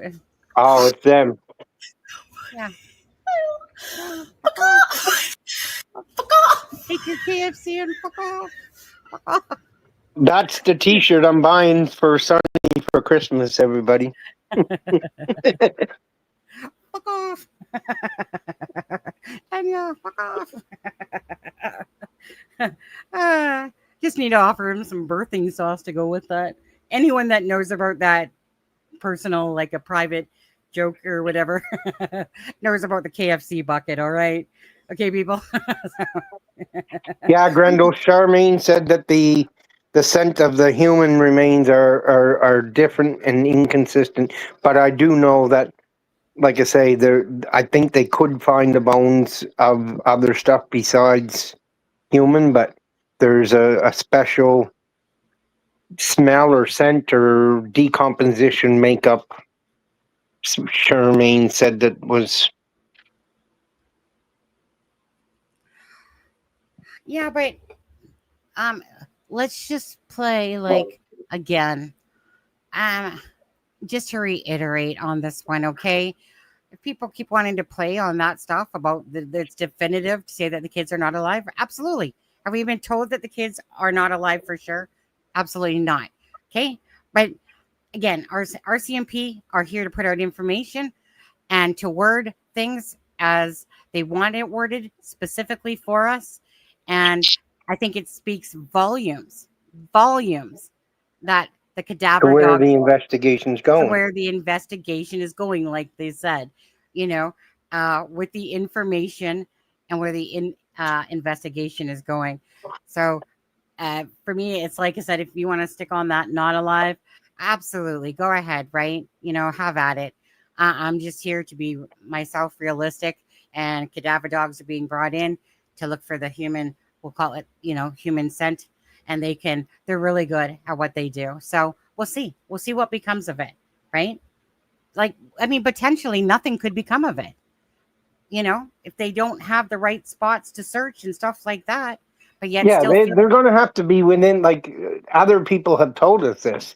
And that's what I was saying. They might not pick up a scent at what we would say would be the most obvious point of being the trailer and or the property. So I'm going to therefore, be right back. therefore, what? And I'll be right back, okay? Yeah. So therefore, they may have to go to one of these other areas, and they may not have picked up the scent on the property, but then they go to one of these other investigative areas, and that might be because of the terrain. It could be a numerous reasons, and pick up the scent at a different location point. And that goes with anything and everything that they did in this investigation, including the satellite. When they had the satellite going over, taking the photos, looking for disturbed ground areas, there was only the one photo that showed disturbed ground. And they went and they searched that. But that just means that at the point and the location that the satellite was aiming against, however broad that scope may be on the ground, they never seen any other disturbed earth, right? So that could be the same with these scent dogs. These human remain dogs may come on the property, not pick up the scent of the human remains, but who's to say that 5 kilometers on the other side of the land, if they get into that area because they found other stuff there from the investigation, like we've all heard now that one of the caves out there, years ago, they found the body of the person that was missing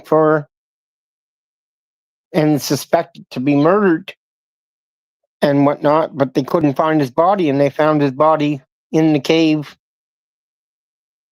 however many years it was afterwards. Is it on CBC now? Because the CBC Nova Scotia News is on, but I would imagine it will lead their 6 p.m. coverage as well, too.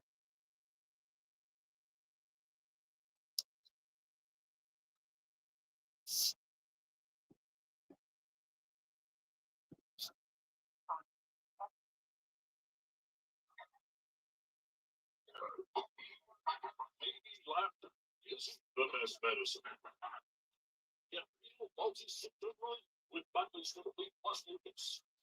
It tastes awesome. But Daniel, they will probably inform you when they want to go on your property. It's not that they've gone against that already. But if you deny them access, they would just receive a search warrant anyways.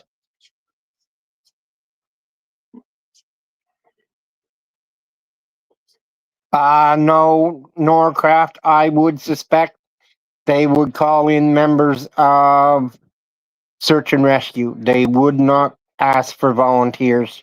They would not want to put anyone of the public through finding bodies. That's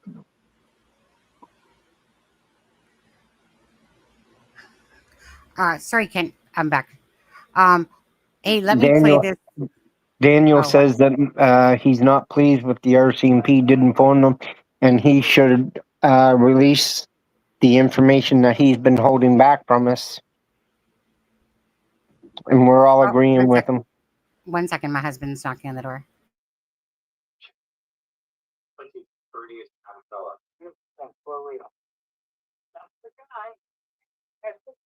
Yeah, I read your comment earlier, Charmaine, when you said I was wrong. I get that. I don't know how far back long ago you said that, but I corrected that you said that the human scent has a different smell or whatever to it.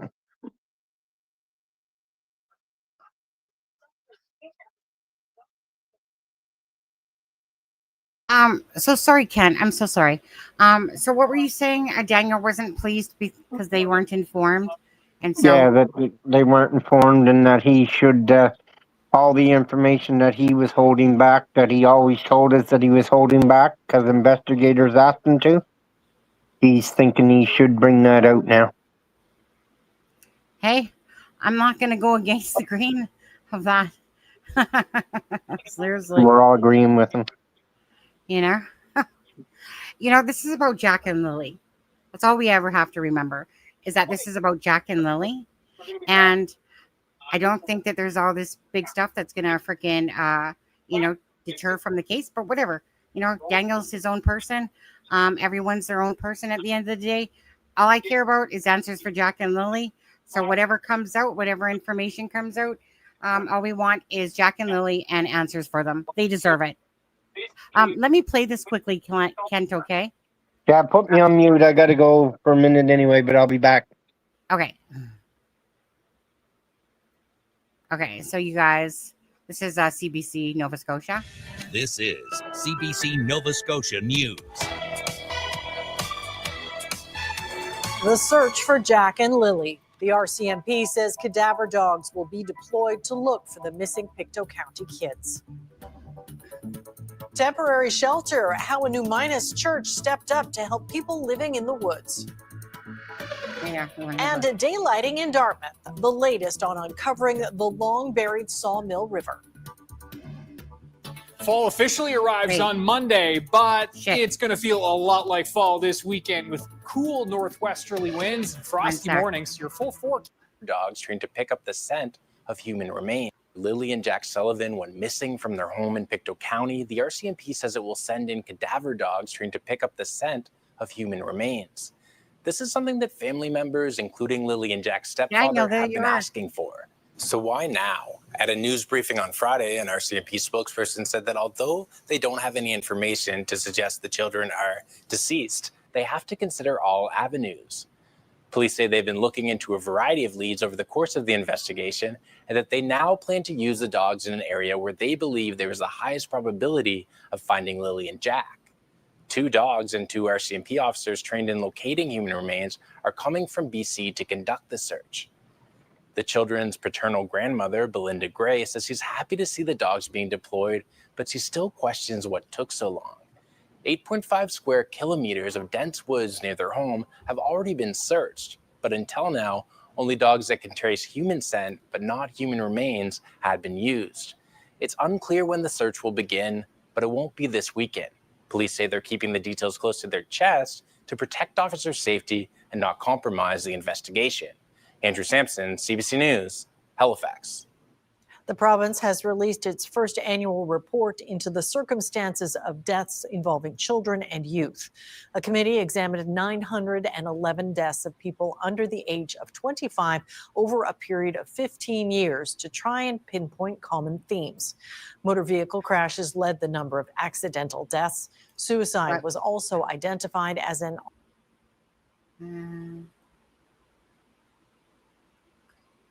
Sorry, guys. I was too busy reading Travis's comment and it was still playing. I know you meant that. Yeah.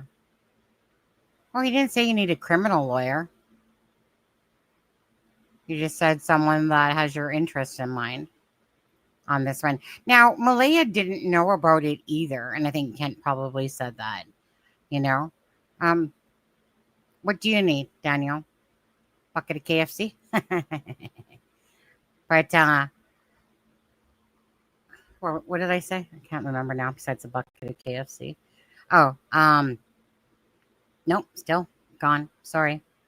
Not saying I was too busy focused on Travis's drumstick. Do you want drumsticks? Yeah, I prefer the breast. Yeah. White breast. I don't like brown meat for some reason. Well, no, I don't mind. Don't mind it, but it's not my favorite. So wait, sorry. Kent, are you back? Just wanna make sure. Oh, hi. So I think you already said this to Daniel. That's what I was saying. Travis is a lawyer in Texas. You can trust his judgment. He's not saying you need a criminal lawyer, right? So Malaya didn't know, just like Daniel didn't know, as you stated earlier. And, you know, again, it's not as really... her friends in the chat group said, that's where that came from. Right. Said that, well, how come they didn't let Malaya know? And I said the same thing in the chat group as I said here. They might not have let them know because they wanted to see what their true reaction is to it.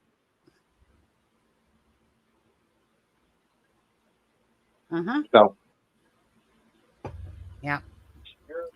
I mean, at the end of the day, and for me, the other thing that I got from that, and I'd like to know where this is coming from. Yeah. In that chat group, those same people that made that statement that they were talking to message Malaya and was talking to her and called her, also were immediately asked the question, well, isn't Malaya the one family member that they're still talking to? And those friends wouldn't answer or didn't answer. So that would make me question of who they're talking to. Or are they still doing daily updates with one family member? Well, you know, like, I mean, Malaya was upset because they didn't tell her about the vehicle in the middle of the night either. So obviously Malaya is the person that they're talking to. I think that's pretty obvious, but that doesn't mean that they're telling her everything. No, right. I honestly don't believe from what I gather, I honestly don't believe that it's one of those things is that, you know, like Malaya's working with the RCMP and getting this information, you know, and stuff like that. It really feels kind of like Daniel. He gets whatever updates he says he gets. Malaya gets her certain updates, but they're not there they're there to find answers for Jack and Lily. They're not there to kiss anyone's ass or provide information that they don't want to give. They're there for Jack and Lily. As for information out of anyone on that property that day, again, I don't know if you want to know this, but guess what I'm eating? KFC bucket. Yep.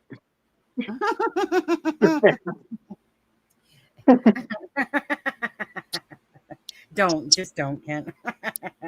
I'm being serious. I'm not laughing at that. I I'm know. just. I know you're being serious. My husband's making chicken. What is it? Butter chicken. That's what he's making. But anyways, I mean, do you need some birthing sauce? Yeah. What kind of sauce? Christine. Anyways, Chicken. So yeah. So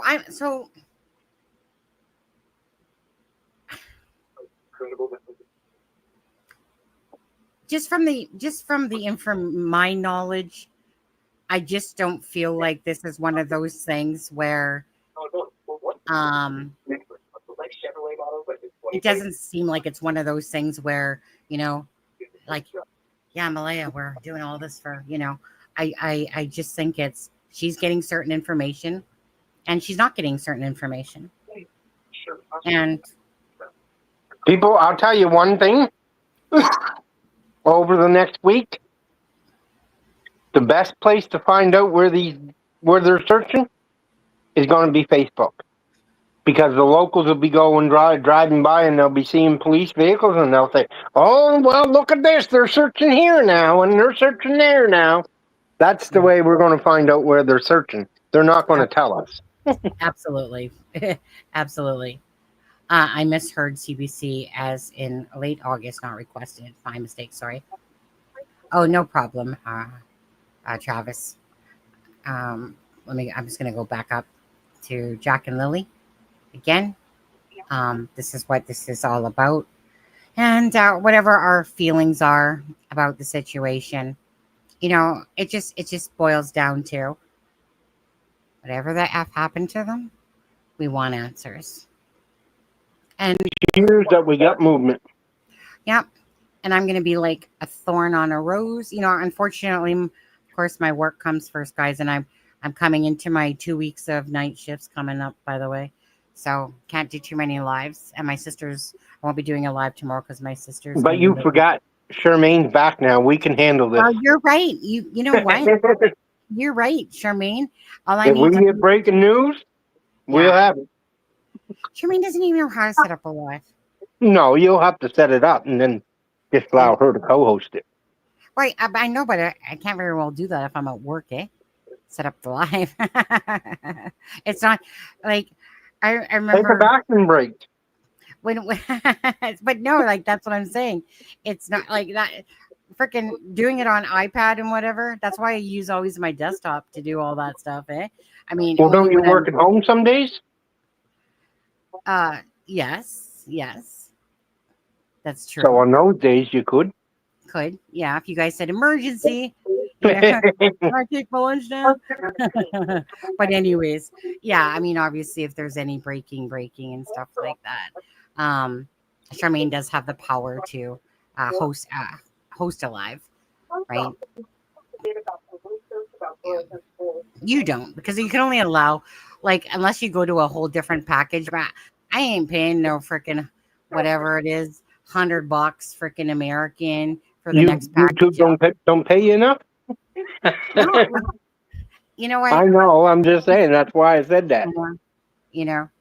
People act like, well, I mean, bigger creators and stuff like that maybe make a bunch of money. Yeah, if you have hundreds of thousands of followers. Yeah, well, it's one of those things. I don't get like 33K views. I don't get 16K views typically. I'm lucky if I get, like at this point, like when the case first started, it was probably like 800 to 1,000 people. But time dissipates. People become less interested, in the case, and then they start following something else. And, now it's like typically it can be 200 to 500, somewhere in there.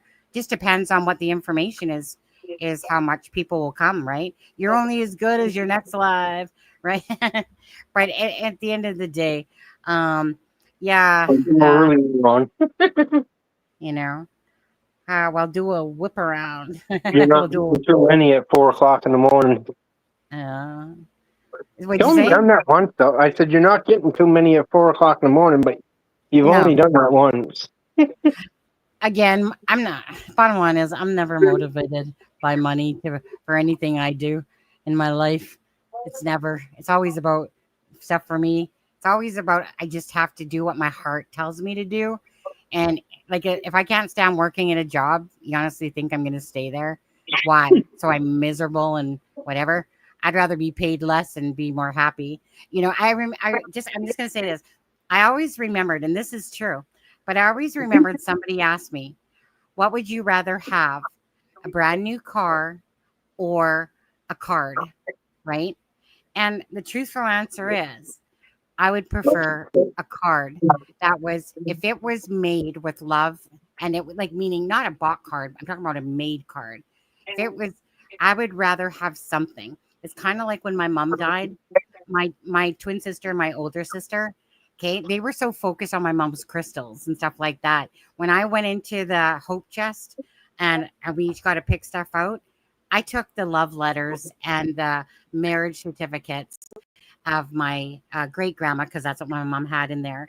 I was just focused on the mementos, and I let them have at it with any other part that they wanted, because I wasn't into, you know, I'm not going to fight over crystals. I don't give a shit about the crystals, you know. And I'm talking about the Swarovski crystals or whatever, but they cared, right, and stuff like that. So again, for anyone that doesn't know me, you know, and wants to always keep judging me and stuff like that, I'd rather take a card made with love than someone handing me a card.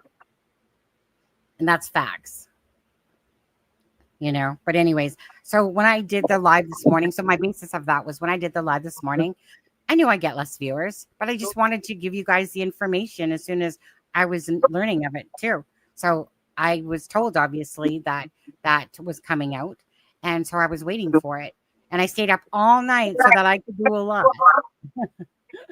You know, so I do lack a lot of sleep sometimes, and yeah, okay, I'm probably really tired right now, but again, it's just about, you want the information out there and you want to share it with people, and you just want to bring coverage. And you know, if I can do it like I did this morning, I could have waited till the afternoon, but why? I mean, I was excited that there was at least another article coming out about Jack and Lily. Yeah. No, not tonight. You know what? You were so right, Tammy. As long as I have enough for my KFC bucket, which Kent's eating, by the way, right now, your beverages, your Jack and Lily bracelets. Daniel actually has the same ones on. You know, Jack and Lily, my painting, you know, stuff like that. You know, just awareness. What else, Sarah? So is that it? Well, I don't know. I mean, Did we break enough news? Pardon? Did we break enough news? Yeah. But I don't know that I'm quite ready to go yet. Do you need to go? I'm just going to drop down and stay in the chat. Well, I'm just kind of looking at people's comments right now because I haven't had too much time to overly look at them. Yeah. As much. If anybody has any questions, you can just, other than for Daniel, we see Daniel's questions coming in, but anyway, like I said earlier, cheers to Moon Movement. Hey, hold on. Hey, wait, Kent, guess who's Russell McDonald's in the house? This is the creator of writing those songs for Jack and Lily. And thank you, Raka. At the end of the day, those are beautiful songs. Every time I play your new one, and I love both of them, by the way. But the new one, I haven't finished the video for that. People have sent in rock pictures. I got a lot of them like collected to one place, but I had to literally go back through my email since like the beginning of August and stuff like that. Just have had a lot going on. But anyways, Russia McDonald, McDonald is the one that has written those two songs of Come Home, Jack and Lily. Where is Jack and Lily? And thank you for being here. Wait, I have to settle for my rotisserie chicken tonight. Well, I gotta love those rotisserie chickens as well. Well, look at my husband's making butter chicken. So Kent, Yep. I feel like we all understand this. We're on a chicken movement, is what's going on. Janie would appreciate this. I feel like Janie would appreciate this. Well, I thought she sent them to us as Well, gifts. yeah. Right? Let's see here. Yeah. Wait, hold on. There you go. Daniel says he's talking to you here because obviously, you know, I mean, loves me too much to talk like that to me. I asked investigators if the blanket was planted in person, face to face, and the answer I received is yes, Daniel, it was. I didn't push for more info after that by the end of the speculation on that. Well, again, regardless, you know, Daniel, and again, you know, I can't help it. You know, you've put out so much inconsistencies, you know, to believe anything that you say is hard. It's absolutely hard, right? But again, and you can take offense to this all you want, to be honest with you. Again, it's Jack and Lily bound. That's what we care about. But, you know, your information is taken with a very grain of salt, to be honest with you, because you've said a lot of stuff and you've been inconsistent. And I just don't myself feed into constant BS and stuff like that. If somebody's telling the truth from the start and there's some nominal changes along the way, but this has been push it down your throats. Anyway, you know what? You guys know my beef on that. What do you say to that, Kent? Well, I will say that we have what we asked for. Don't matter who asked for it. Yeah. We have the movement that is going to move the case forward one way or the other. Mission. The dogs will pick up or not pick up what is there. It's not like a polygraph. A dog can't be fooled. A dog may miss something. Yes, I'm not saying that they wouldn't, but not likely to be fooled. As you heard, the officer said they're 94% successful. I wish I had that grade in high school, but anyways, we won't go there. So I think we have to be grateful for what we got and wait and see where the results come in.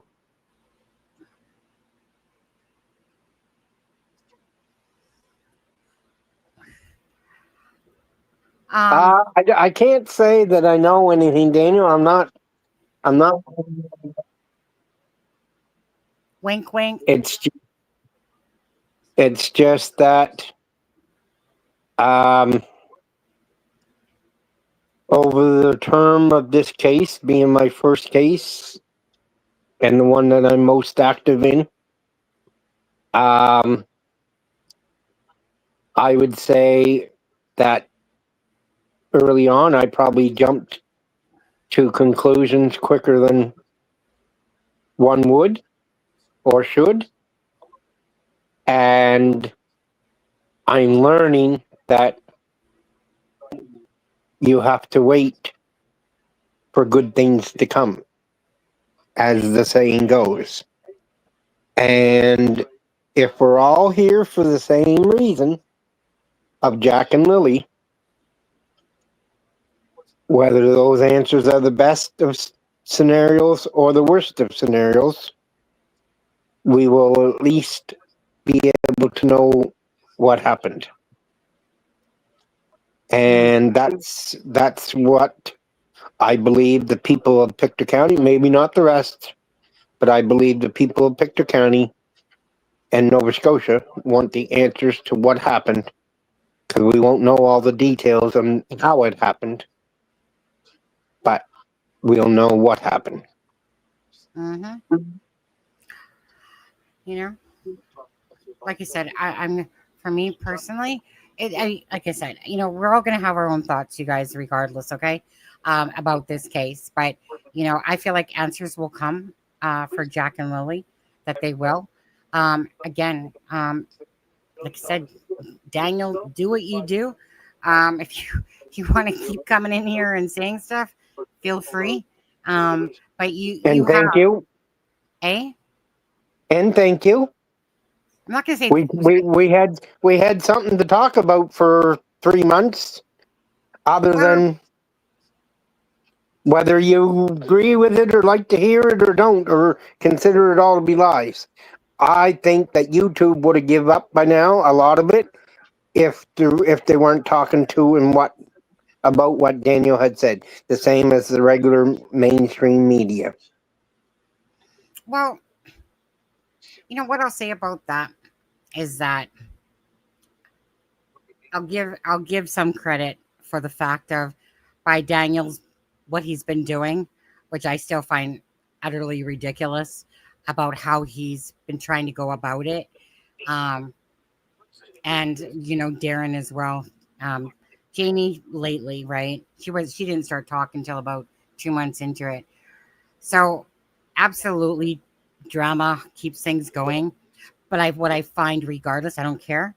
What I find disgusting is watching how this has transpired because of the BS and the inconsistencies and the crap. I'm not saying that I agree with. No, I know that you're not. I'm saying that how we got here. Yeah. And so but right, you can only go to the well so many times. You can only do so much stuff, but the credibility is lost. Okay. Yeah. I mean, we didn't create that. He created that. Darren creates that himself. Again, when you do strange shit and you say inconsistencies and you're trying to, like I said, I look beyond, I read between the lines. I look beyond all that stuff. And I just look at whatever information is out there. If Daniel, whatever, wants to pat himself on the back and have a nice big old bucket of KFC and stuff like that, so be it. I'm just not here to, if he wants to blabber and blabber and blabber, I mean, come on. If he wants to me contradict himself more and say other things, regardless, in my book, Daniel is not being truthful. Regardless of if he has anything to do with Jack and Lily, he's not being truthful, right? You can't respect someone that when there's 2 children missing, you can't respect anyone when there's 2 children missing, and that these type of games are being played. So is it creating talk? Sure. But is it being done in a great way or a good way for Jack and Lily? No. No. But, my bottom line is, I'm one of these people. It is what it is. Okay. It is what it is. We just have to wait for answers, but we would expect the family members to act more appropriately. Because again, I'm a channel. I ain't freaking related to you whatsoever. Right? These cases, they come, they go, to other cases, right? But you are actually family members representing yourselves out to the public. So again, focus on talking about Jack and Lily, what we can do, what people can do, anything, right? Join in collaborations instead of this whole bullshit and BS and playing a game. All I see in my personal view is we're told a bunch of BS and they're playing games with us. And that's how I see it. So I honestly don't give 2 shits what Daniel says anymore, because I'm just relying on the fact that the RCMP are doing their job, and whatever information comes out, that we get answers for that. But I would be walking. You were getting critical of the RCMP too, for the lack of communication or movement. What? I said you were getting to be critical of the RCMP for their lack of movement and or information. Not that, no, never about their lack of information and stuff like that. No. What I've been critical of. You said they're incompetent. Pardon? Didn't you use the word incompetent the other night? Yeah, I did. Because at the end of the day, cadaver dogs should have been brought in right from the start. That's not rocket science. So do I think that they have that they did things wrong? Yeah, absolutely. Do I think that they're not going to solve this case? Absolutely. I think that they're going to solve this case. Okay. Meaning, so they're not perfect, right? This is a small Nobody is. town. This is a small town that doesn't deal with these type of situations, right? This is not a big city where they deal with people that are interrogated, lie detectors and stuff like that, you know, dive teams and all that. No. But I believe that the RCMP is working hard to find answers, even though that they've made mistakes. Absolutely.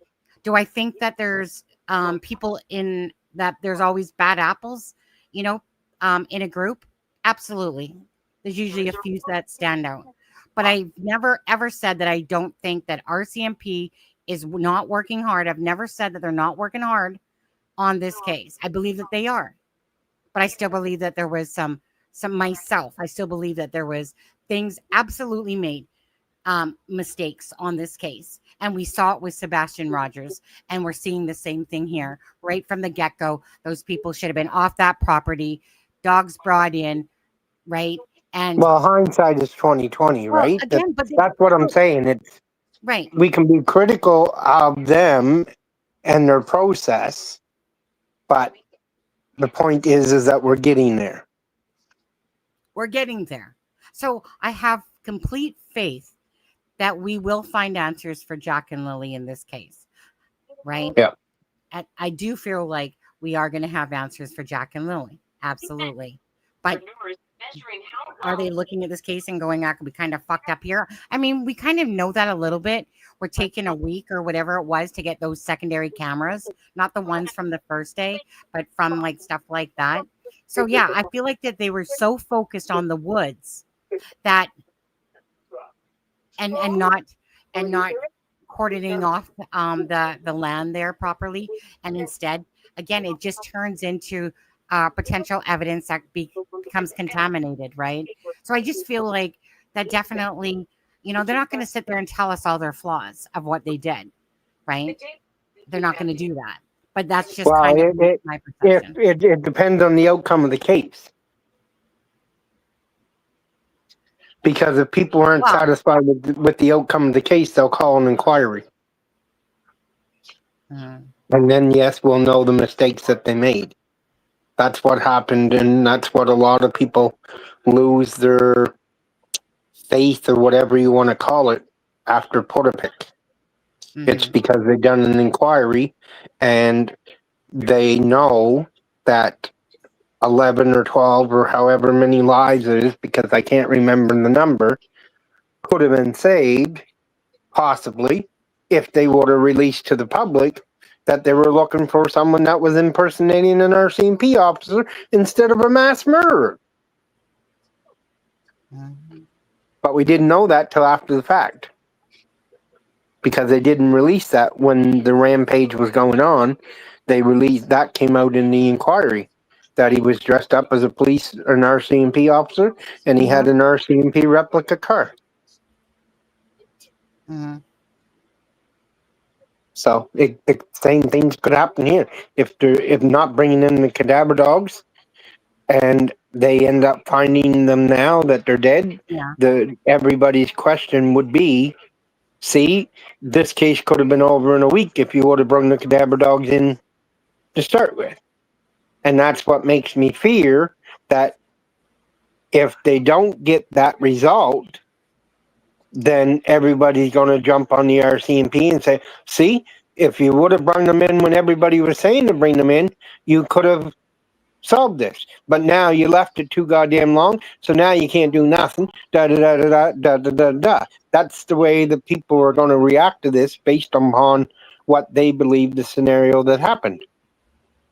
And that's not everybody. I'm saying there's people on both sides of that, but they'll look, and some people will be happy that they're bringing in cadaver dogs now, and that they solve the case whenever that may be. And other people will always believe that, well, you did this too late, you did that too late. Don't matter if they solve the case or not. There'll be people that will say that. Tinkerbell, just block if you don't want like what now. Mission, I get what you're saying, right? Whoops, hey, my thing fell off there. I mean, Mission's comment was basically like, you know, is Daniel going to burn down the trailer from the evidence and stuff like that? Yeah, you know, little bit much on that, to be honest with you. I would watch what you're saying in case stuff happens, folks. Yeah. That's now, since Daniel wants to chat in there, Daniel, okay? Let's talk about this blanket, if you want. Let's talk about this blanket. Okay? You guys see, Sonny, we've got it already. Eh?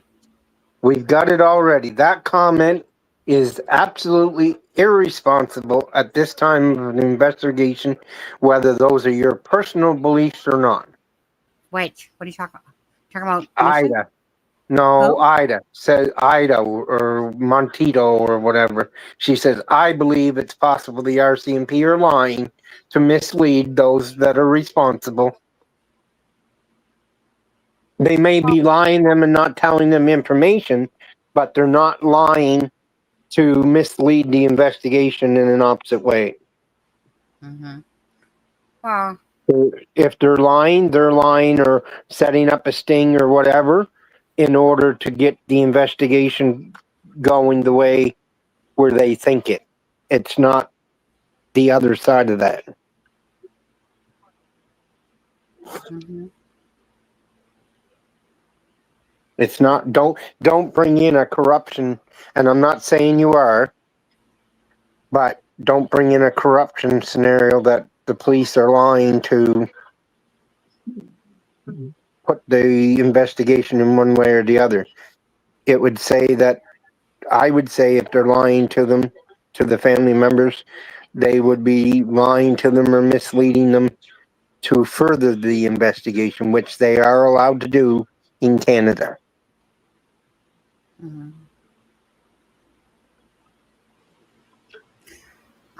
Ruscan says, Daniel, appreciate you responding to my questions. Can you clear up the timeline of the night before on May 1st on there?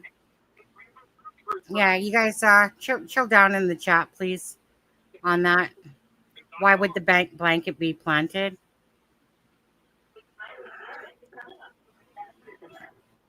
Well, I was going to say, I mean, it's okay, Mission. You said it once, but we'll leave it at that, right? Because I don't think that anyone's probably going to answer that question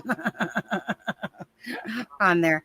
But anyways, so my thing is this, is that there's two pieces of this blanket. You guys put one up on the door that you said, Malaya said that you ripped off the other piece, the piece that's, you know, in the tree over there. Again, the chances were so your mom said that she saw you put this blanket into the garbage because she said, Daniel, don't stuff it too much, you know, even though this blanket doesn't look like a heavy blanket. Well, it's heavy, but it's not like heavy. But anyway, so your mom said that, right? So obviously this blanket, like I said, so my thing is this, right? Is that Martell confirmed that on Monday night, the Mountie showed him shirts, a blanket, and a water bottle and found during the search near Gairloch Road. But he said none of the items belonged to either child. So again, I have an issue with that because obviously the blanket that you put in the garbage somehow makes it into the case as well. This blanket that just shows up in the tree. So where on your property did this piece that you ripped off come from? Was that put in the garbage? What happened? Like, where did this piece that you would rip off? Because it was said that you guys used it as a door, like a door draft or whatever, right? So if it's used as a door draft and you ripped off that piece, well, what month was that piece that you ripped off? What date was that around that you ripped off the piece of the blanket for somehow this piece of blanket to end up suddenly involved in the case? Malaya said that week. And then and I think that's where where Cheryl got it, that piece was the piece that was hanging on the railing. I know Cheryl said something about it was hanging on the railing, and then I think it was On the hidden in the fog. And You know, but Malaya said recently Daniel took it down because the weather was getting warmer, and that's when the blanket ripped into two pieces.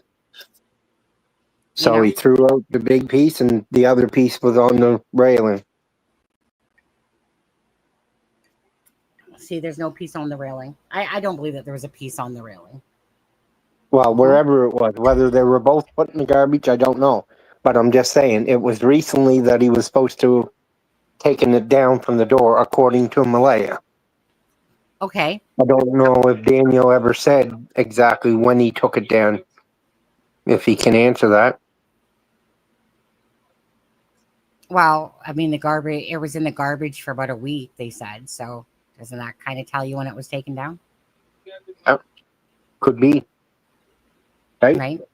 But it's stuff like this, right? Like, it was planted, and hey, if the RCMP said it's planted, I believe them. I absolutely believe them. Yep. Anyway, I'm gonna lose you because my phone's going dead because I didn't have it plugged in all afternoon. So yeah, no problem. We'll be talking. I'll see if I can get it plugged in and stay close to chat. Yeah.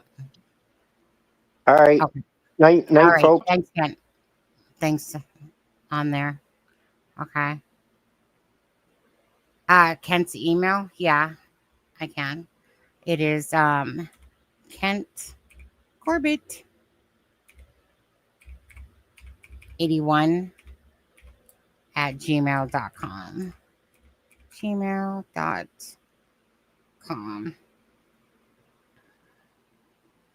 Shit. How to find my Kent Corbett 81 at gmail.com.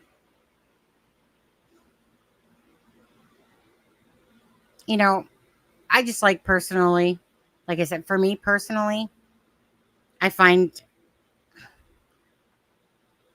I like to dig as much as I can when it comes to cases that are odd.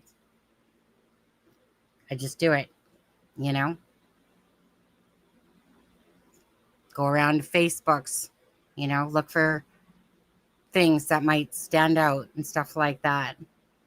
Whenever cases are... Oh, hold on. My husband's here. 1 second.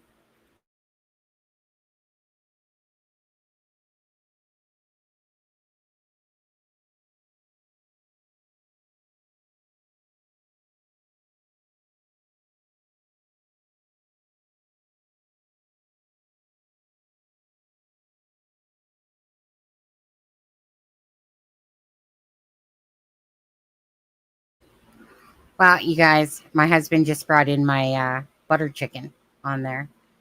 And it's got garlic bread, rice, and butter chicken. And I think I'm going to get going so I can eat all that on there. Well, you know what? You know what I'll do? This is what I'll do.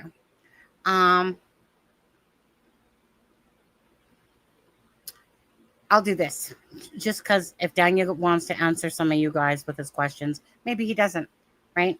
Like I said, whatever.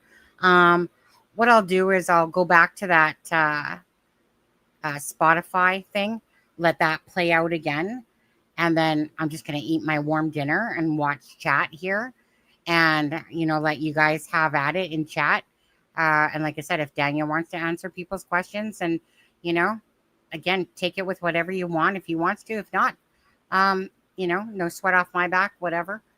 But for you guys, if you guys, because I know that he is responding. So, hey, Daniel, you might as well just tell us, I guess, all what you were holding back from the RCMP now.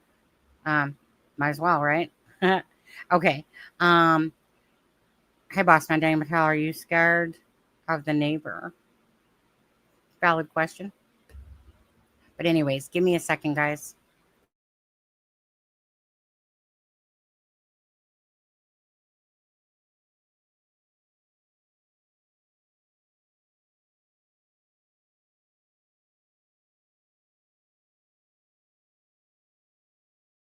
is Canada's story. Let's tell it together. Find out more at g.co/Canadian Innovation.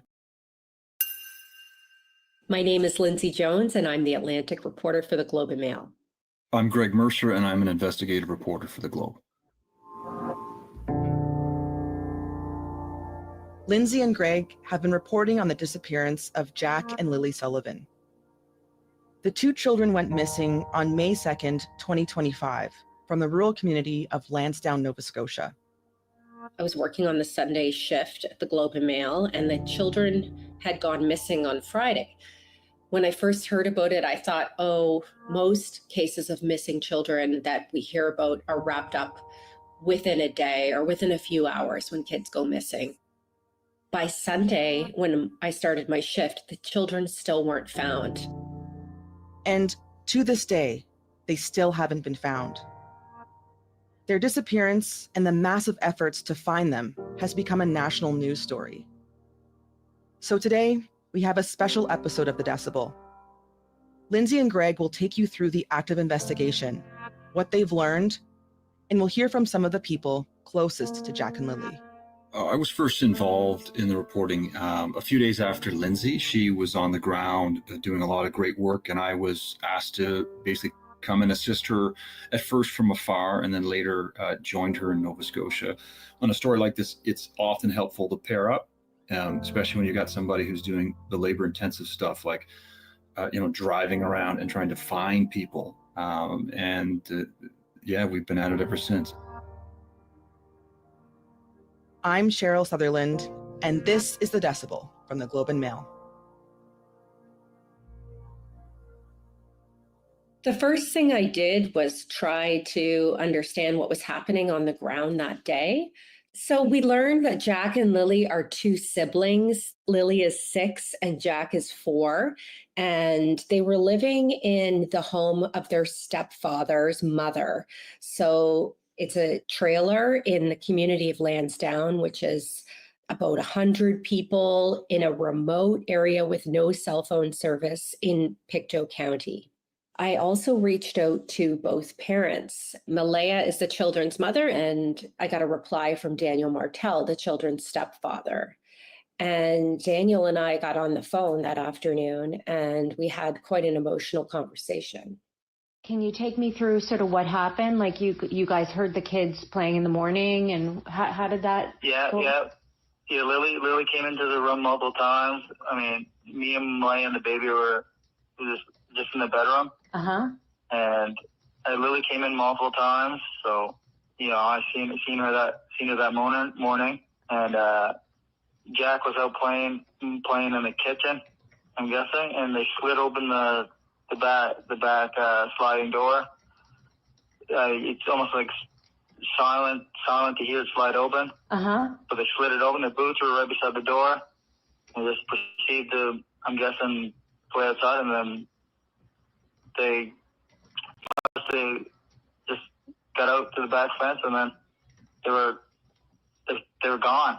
As soon as I seen that they were gone, I immediately jumped in the car, did all the dirt roads, did all the culverts, checked over the rivers, the streams. I did everything. I did anywhere the vehicle could take me, I did. Yeah. And then as soon as I got back home, like 10 minutes later, I immediately went out on foot till the officers got here. What were the conditions like in the woods when you were running? The conditions are thick. My cousin said that she talked to some searchers, and they said they've been over on 500 different searches, and this is one of the hardest ones I've ever seen. What makes it so difficult? Is it the thick woods, or what is it? Very thick woods, terrain, elevation throughout the terrain. Okay. It didn't matter to me though. I was going up through water up to my waist, and the helicopters were just sitting there watching me, hovering above me. So all 3 adults that were on the property at the time the children disappeared have the same story. Malaya has said virtually the exact same thing Daniel has said. And Daniel's mother, Janie McKenzie, also told police she heard the children playing in the yard that morning. So police essentially began a massive search and rescue operation initially. Within the next following days, hundreds of people were brought to this part of Pictou County and began searching the forest. It's a densely wooded area with a lot of mine shafts. It's abandoned mines. Difficult searching. They were aided by guide dogs and helicopters and drones. A lot of people scanning out in a grid around the home, found no trace of the kids. And then we learned that the day after the children were reported missing, that the RCMP's major crime unit was brought in to take on the case. One thing the RCMP are emphasizing is that all options are part of their investigation right now. It is a missing persons case. It remains a missing persons case, which can pivot to a criminal investigation. Well, the key thing is they haven't found the bodies of these children, right? It's difficult for there to be criminal charges without the bodies of the children being discovered. No one who's been involved in the investigation is pretending that the kids are alive somewhere. They don't seem to believe that theory at all. So they're trying to find the bodies. And until they do, it is difficult for this case to go to that next step.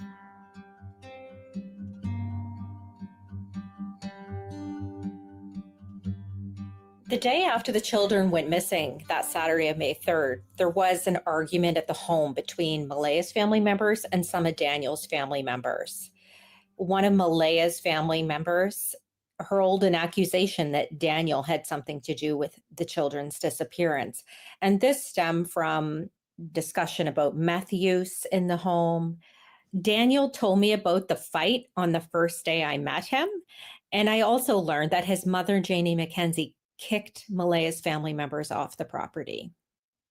After that point, at a briefing, a police update that Daniel and Malaya attended together, Malaya left the briefing in tears. And when Daniel tried to speak to her alone, her mother would not let him. And that there was also an altercation there that resulted in Malaya leaving with her mother, cutting off contact with Daniel, and the two have broken up. She's changed her Facebook status to single, and she has not come back to the community.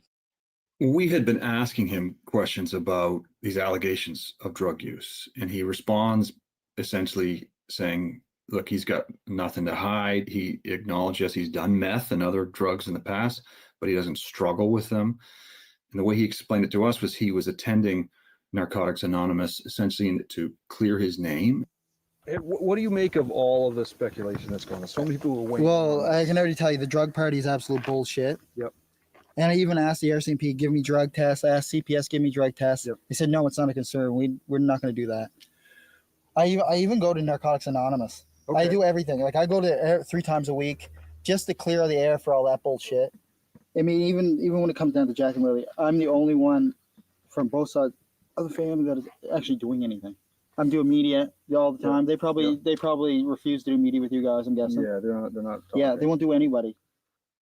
We learned through our reporting that Nova Scotia's Child Protection Office had been contacted by the kids' school out of concern about the way they were showing up at school. We don't know the specific details of what the concern was that prompted that call, but we do know that that caused a child protection worker to go to the children's house and interview their parents, and this was in the months before their disappearance. I was looking through the Facebook page of the children's school to understand what their school life was like. I was really just curious about the types of things they did at school and, what their lives were like there. And I came across a photo of Jack with a black eye. And so that photo was dated December 13th, 2024. It was 5 months before he and Lily disappeared. I asked Daniel how Jack received the black eye in December, and he didn't respond. But in private Facebook messages that were shared with me, he acknowledged that Jack had many black eyes. He said Lily even had a black eye when Jack and Lily disappeared from an incident that happened on May 1st, the day before the children went missing. He said a Tonka truck that she pushed down on swung up and hit her in the face. We know that Scott Armstrong, Nova Scotia's minister responsible for child welfare, has looked into this case. He will not discuss the specifics of it, but he says he's cooperating with the police, and if there will be a time when we can question how the system responded, he will discuss that publicly. But he said for now he wants to focus on getting a resolution and finding these kids. But there's a lot of questions about how the system may or may not have missed warning signs around the home life of these children. And we do know Nova Scotia is one of the few provinces in Canada that does not have a child and youth advocate. And that is a specialized position that can look at how a child welfare system acts and where it fails and where it has flaws. And there's a lot of folks who are saying, maybe this is time that Nova Scotia get one and improve the way that it handles child welfare. And that's the shame of the story, is that there were people who were concerned about what they saw, who tried to do something about it. And while it's unclear how the system responded, we know the child protection officer went to the house and talked to the parents. So the system in some ways did try to act as it should, but this is happening in an environment where the child protection system in Nova Scotia appears to be very broken. So there's a lot of questions that still need to be answered about what exactly happened after that visit at the kids' home before they disappeared.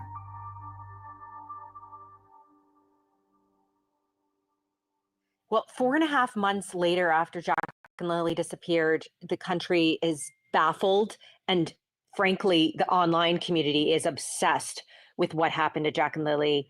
There are so many conspiracy theories. There are a lot of theories as well, based on some of the facts, some of the interviews that have been out there. And all of it has just led to this voracious demand in the face of what really is a vacuum of information from police in the case.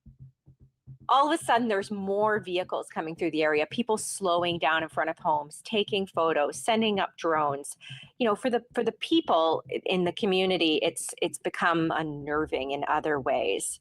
Daniel's father, Earl Martell, for instance, has been followed and videoed, had an altercation, a verbal altercation with an online creator.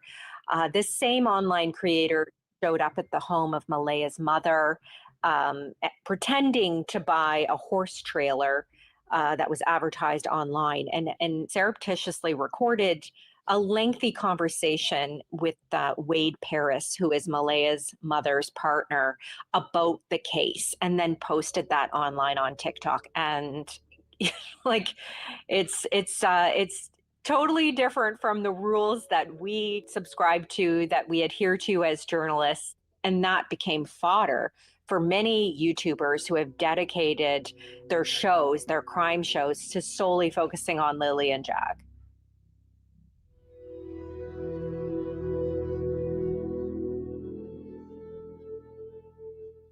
So people are very cagey of the media and outsiders driving around, looking at, the so-called crime scene, or, the scene of where these children went missing, and it's created a lot of suspicion in the area. It jeopardizes the investigation, right?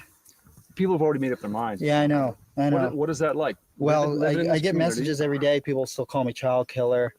You killed the children. Where are the bodies? I get that every day. I can show you guys, and it's absolutely disturbing what people say. People are sending you Facebook messages? Yeah, constantly. I'm sorry, Dan. Constantly. I just ignore them.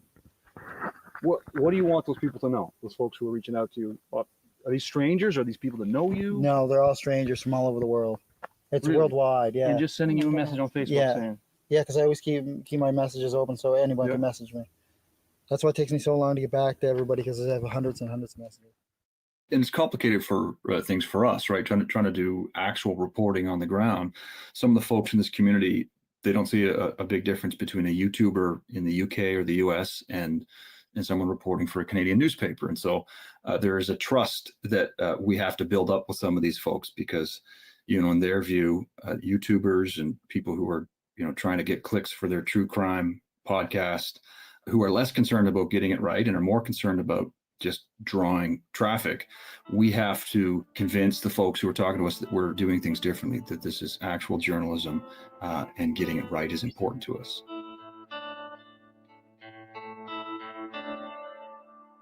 We'll be right back.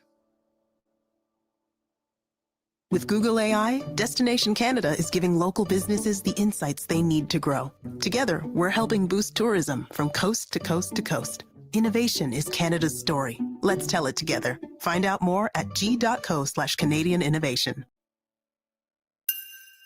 One of the questions that kept coming up was, where is the children?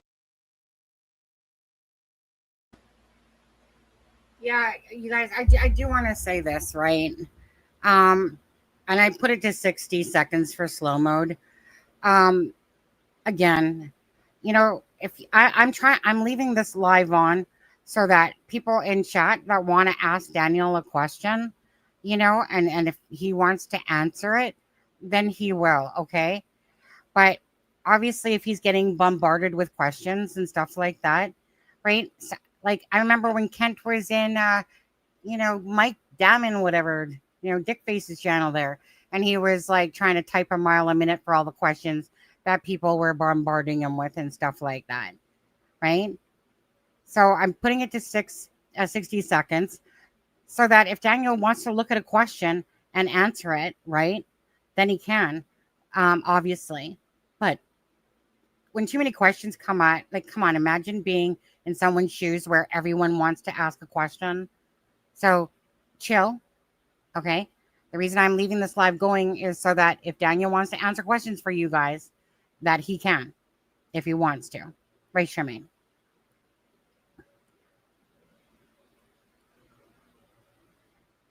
Okay, guys? Okay. Going back to eating my dinner now.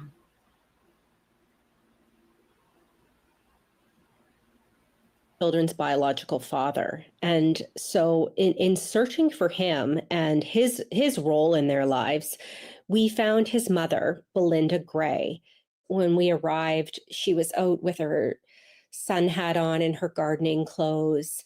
And that's what she does all day to help take her mind off her missing grandchildren. And as soon as she saw us and I introduced myself, just tears came to her eyes. She knew what we were there for. And you could tell she's just carrying the sadness of this mystery with her every moment of the day.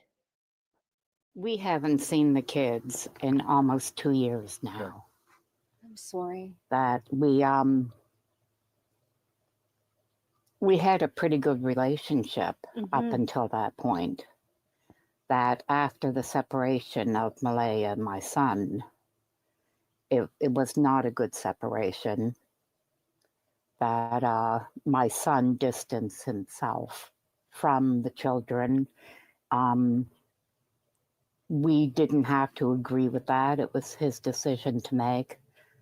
But Malaya knew that this will always be a second home for that. They were our grandkids, so she was more than welcome here whenever she wanted to come by.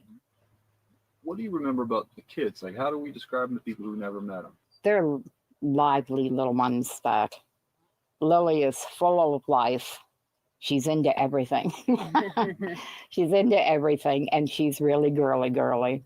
But yeah, she used to, whenever she come to visit, she got so used to seeing me in my hats and wearing glasses. So I had to take an old pair of glasses and break the lens out of them so that she could wear them around the house. She liked dolls, she liked stuffed animals, and she just had this prim and proper way of almost like she was posing all the time. But she always reminded me of a little girl that lived in her own dream world. She'd play with her toys and she's chattering away to herself. Now, Jack didn't overly talk a whole lot. He was a very quiet little boy. Okay. He was a very quiet, shy little boy, very reserved, at least up until that age, very reserved. But he quietly played with the toys, and he liked the stuffed animals. He played with them, and he loved the toy horse I had there for. I have a question for Daniel, to be honest. Why do you think your neighbor's lying about the 12 to 5 and 6 times approximately trips? that were about 25 to say 30 minutes apart, somewhere in that area. I'd like to know why you think that the neighbor is lying to make that up. Considering if he has a past, no one usually wants the RCMP to come to their home. But if they're doing it for the sake of the children and they want to, bring forth that information, why would your neighbor lie about that? That would be my question. Okay. I'll play it, but that was my question.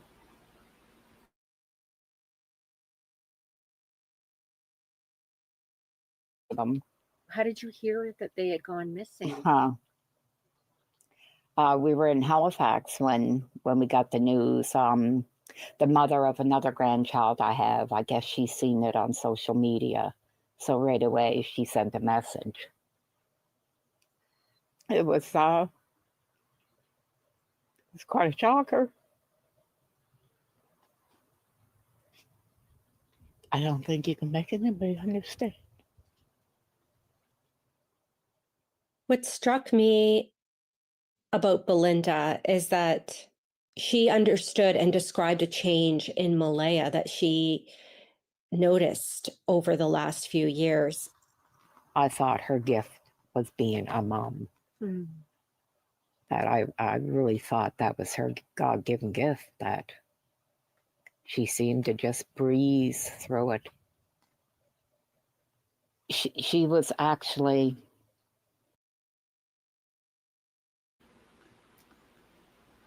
I mean, but your mom, and you have talked about it, but your mom just recently talked about it again, Daniel.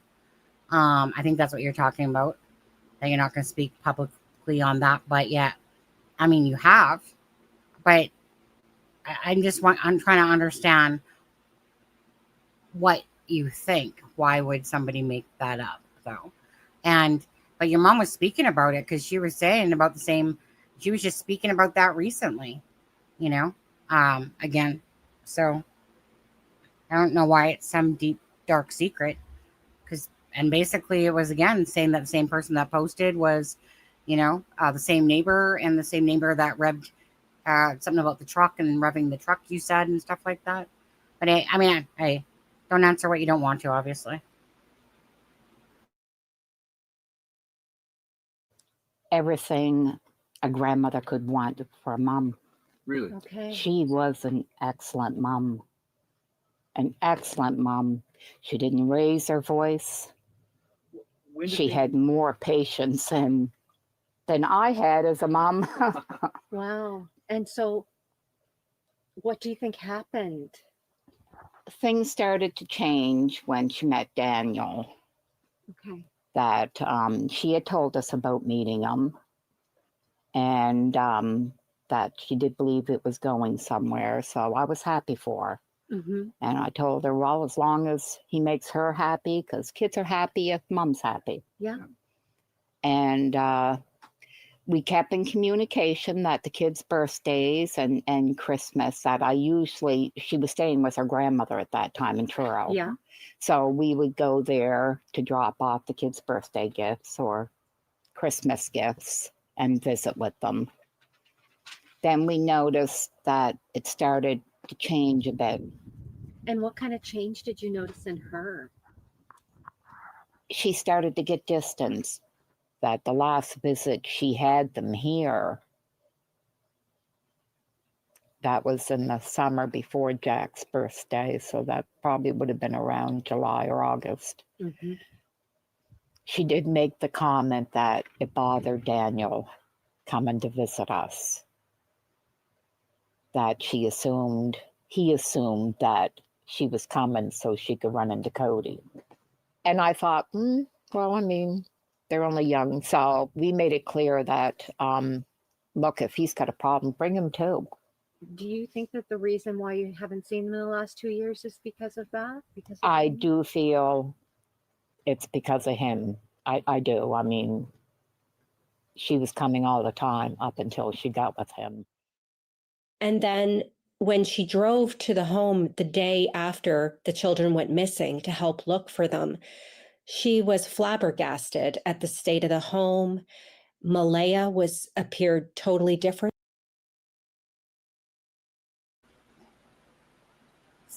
So maybe, and you guys can take this however you wish, but if anybody's been following what kind of Boss Man has been saying recently, it's that he knows it, like, meaning he either lives around there and is one of the neighbors, or he knows these neighbors. I think that's been kind of pretty clear with the information that he's been saying and stuff like that. So again, take what y'all want from whatever is being said. Totally up to you, right? No sense in arguing with people about anything, to be honest with you.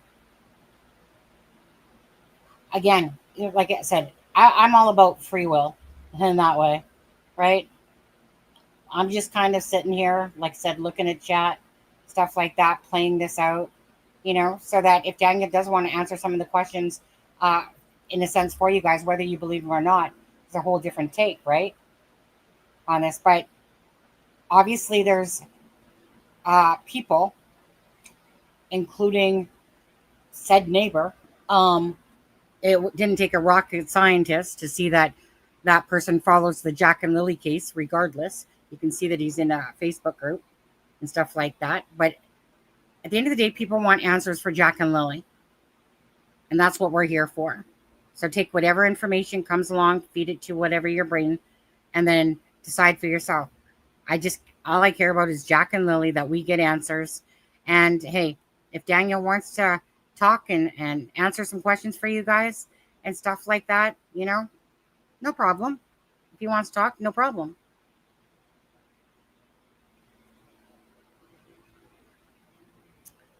Pretty sure someone sent me a picture of that black 5-speed Kia Rio. Pretty sure that was a few weeks ago, to be honest with you, on there. Right?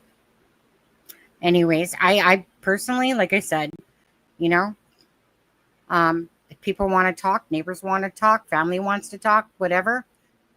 I mean, bottom line is, I'll still always be grateful for talking, regardless, even if it gets old and whatever, because I haven't been paying attention to what Janie's been saying or Daniel's been saying and stuff like that. I'm just at a point where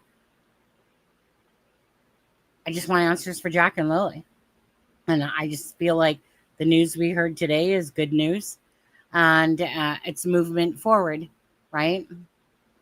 Anyways.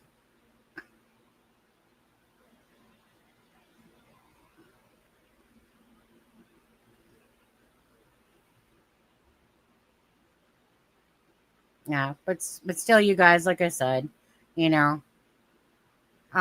just try to stay away from the attacks to each other.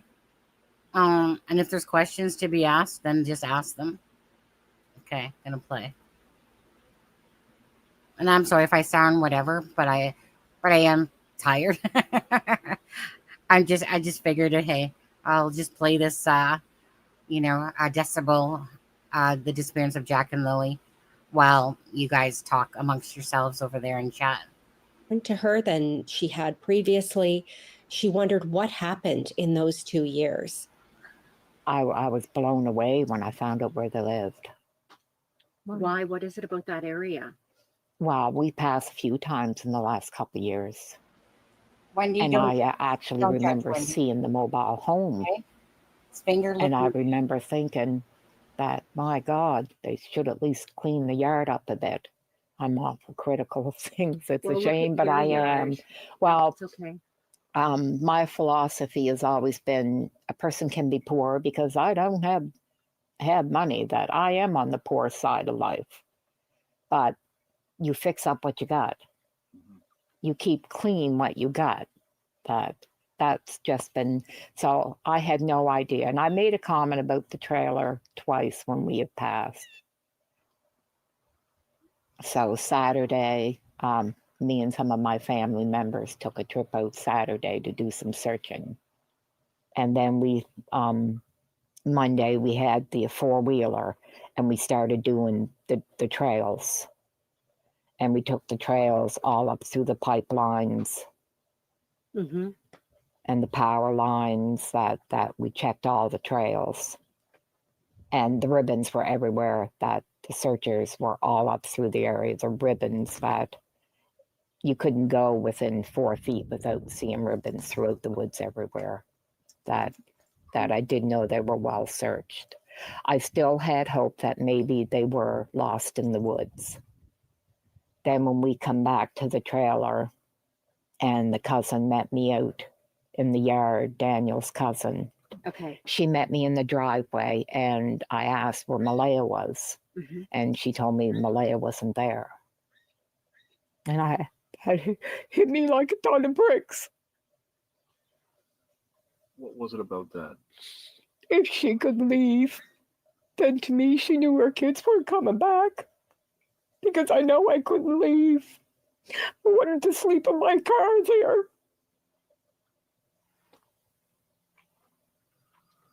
So I wanted to go home then because to me that answered my question, that she knew they weren't coming back.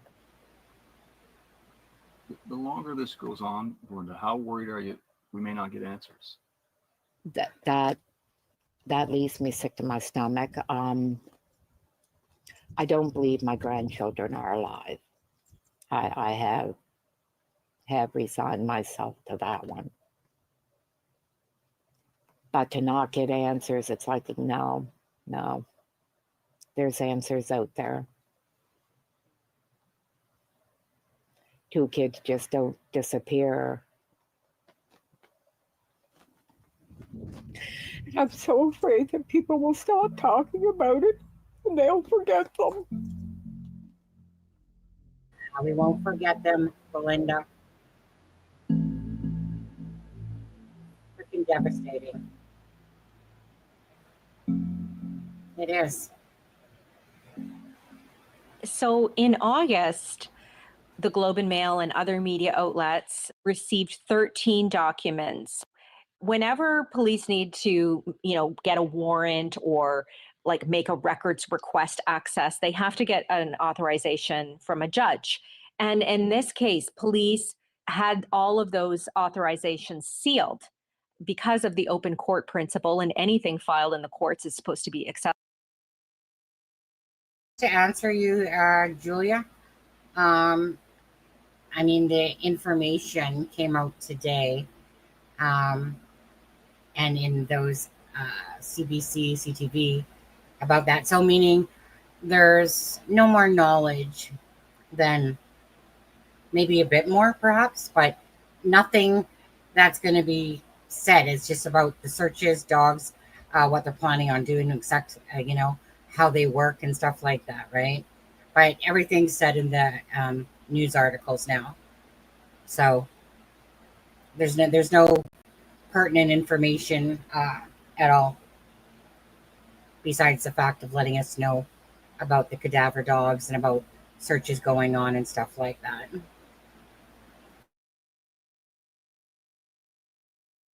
Accessible to the public. The Globe and Mail, along with 2 other media outlets, made an application to unseal those documents. And so we successfully did. Some of the information is redacted, but there is quite a bit there. And the records requests were to request parents' bank records, cell phone information, video surveillance from companies to corroborate information that they had already given police. And so some of the information that we found that stood out for us in these documents was that police collected the toothbrushes from the home, that they found a sock and children's boot prints in the woods, that they went to lengthy avenues to identify as being the same type of boot Lily was wearing at the time she went missing. The documents also showed that Malaya and Daniel's polygraph tests were found to have been truthful, and that at that time, police did not believe Lily and Jack's disappearance was a criminal act. Another key thing that came out in the documents is this pink blanket that, has come up in other stories we've reported on. And the key thing about this pink blanket, Julia, the media was allowed to ask questions. That was the point, right? It was a little over half an hour. But so they're getting into the blanket, you guys, of course, on the podcast here. But I'll turn it back on in just a sec. But bottom line is, the whole thing was about letting it know about the cadaver dogs and stuff like that, and just that searches are going to go on, and then the media were allowed to ask a question, right? And so simply all the media that was there could ask a question.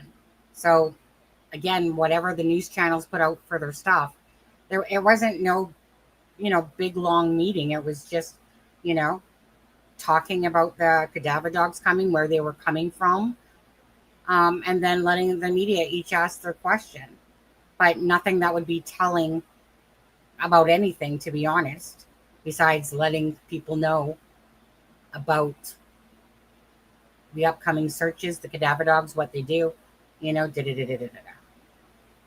Okay.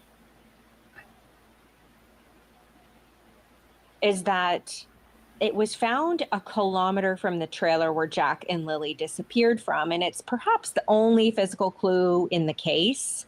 So what's interesting is that Malaya's sister found this blanket along with 2 other family members the day the children were reported missing in the afternoon. And Daniel originally said that blanket was not Lily's. Malaya said the blanket was Lily's. Then Daniel suggested that the people who found the blanket planted it. So I spoke with Malaya's sister, Haley Ferdinand, who found the blanket, and she denies having planted anything. We most certainly did not. And that's on everything I have, the person I am. I would not do that in the midst of to obstruct a case for missing children, regardless if they're related to me or not. I would never. So why do you think Daniel is suggesting that you planted it? He told that to me as well. Probably because I was the one that was hot on his ass the whole time we were there. Okay. And he didn't like me from the get-go when I got there, because he would not speak to any of Malaya's family when we showed up to help the search with Lily and Jack. He'd put his head down. He would ignore us. He would walk away from us. He wouldn't engage in conversation, and I kept at him.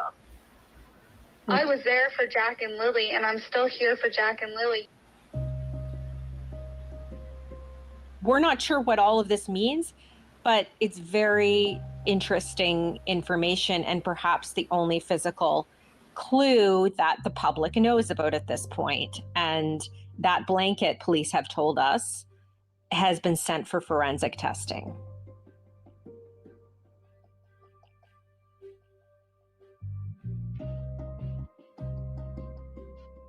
Oh gosh, I've not just gone back and forth to the community, but I've gone to many other parts of the province where people that are related to these children live.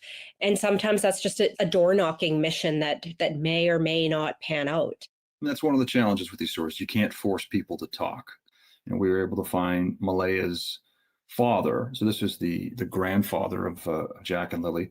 We found him through an address we obtained from a parking ticket he had in Halifax, right? And got an address outside of Sabanakati First Nation, and went and knocked on his door, and he was happy to talk. I didn't hear about this. It happened on a Friday. I didn't hear nothing until like a Sunday. Oh, geez. Yeah, I was really upset. Have you been in like if the police come and asked? Nope. Nothing. Eh? Never asked me anything. What do you remember about the kids?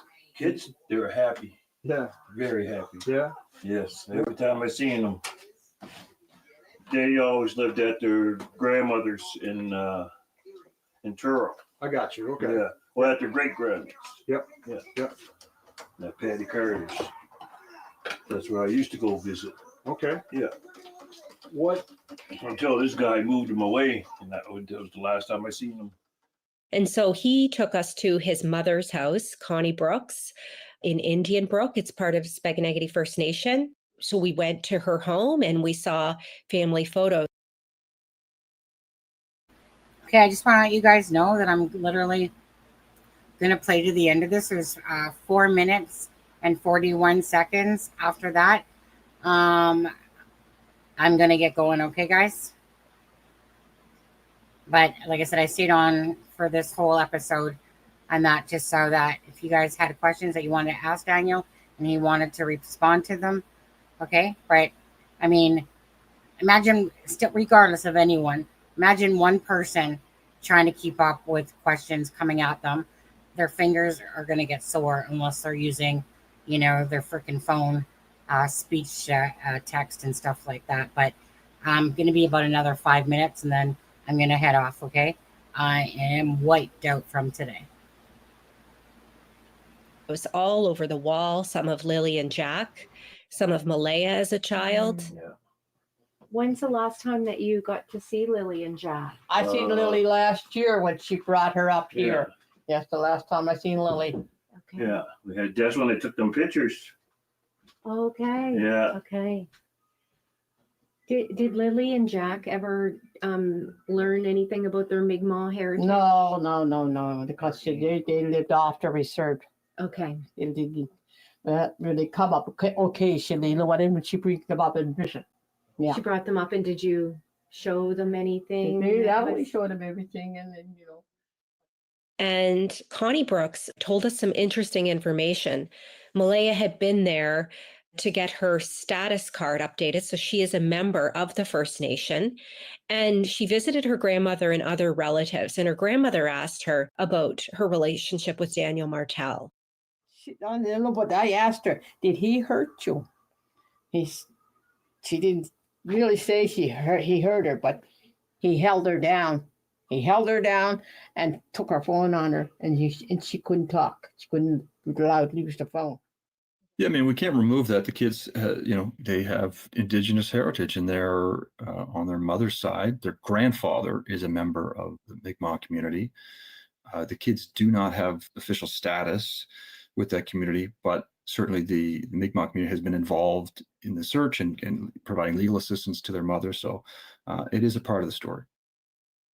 I do see the cases connected to missing and murdered Indigenous women and children because, well, for one, Malaya's father brought that very issue up to us and was wearing an orange shirt to raise awareness about missing children.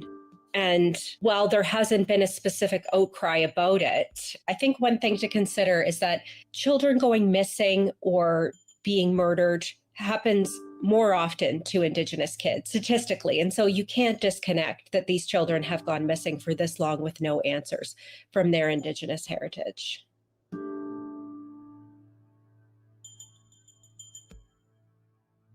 We know there's still an effort to get more tips from the public. The province offered up to $150,000 as a reward for information that could help police in this case.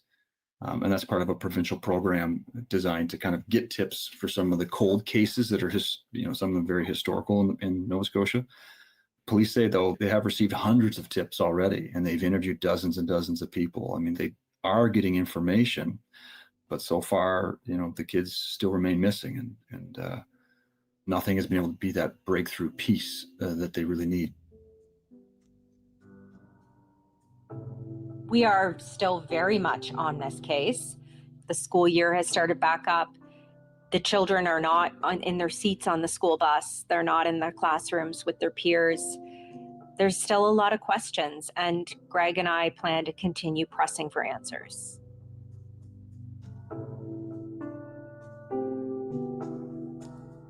That's it for today. I'm Cheryl Sutherland. Kasia Mihailovich produced.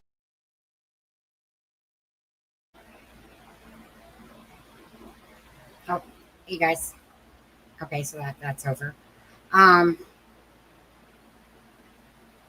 So I will say this, okay? So bottom line is, Daniel, regardless, you guys know how I feel. about family members talking, regardless of how anyone else feels.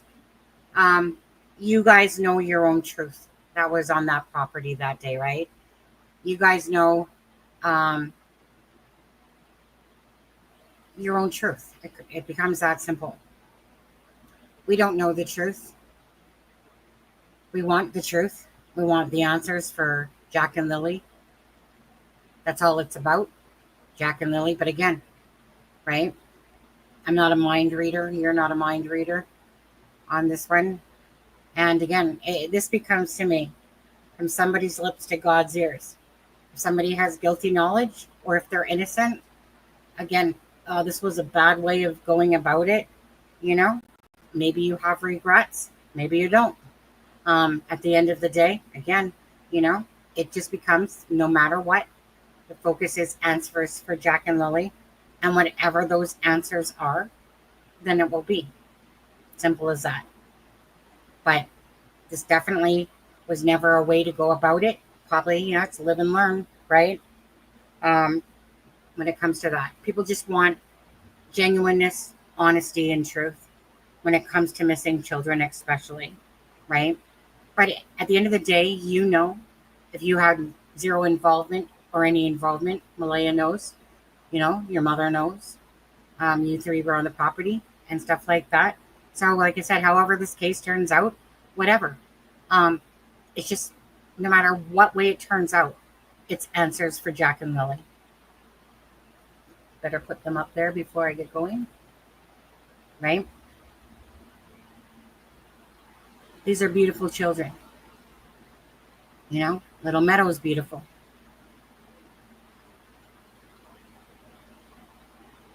Anyways, you guys, so I'm gonna leave it at that. I am very exhausted, and I'm just gonna go face plant my pillow right now.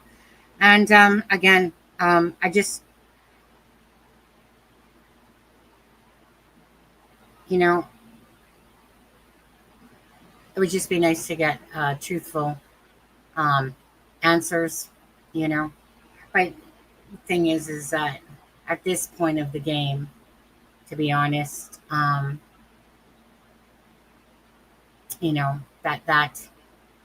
kind of I can't even think of the phrase that I had in my head. It's kind of like it's run its course, and if people believe you, they believe you, and if they don't, they don't. If they believe Malaya, even though she doesn't really speak much, which still says volumes to me,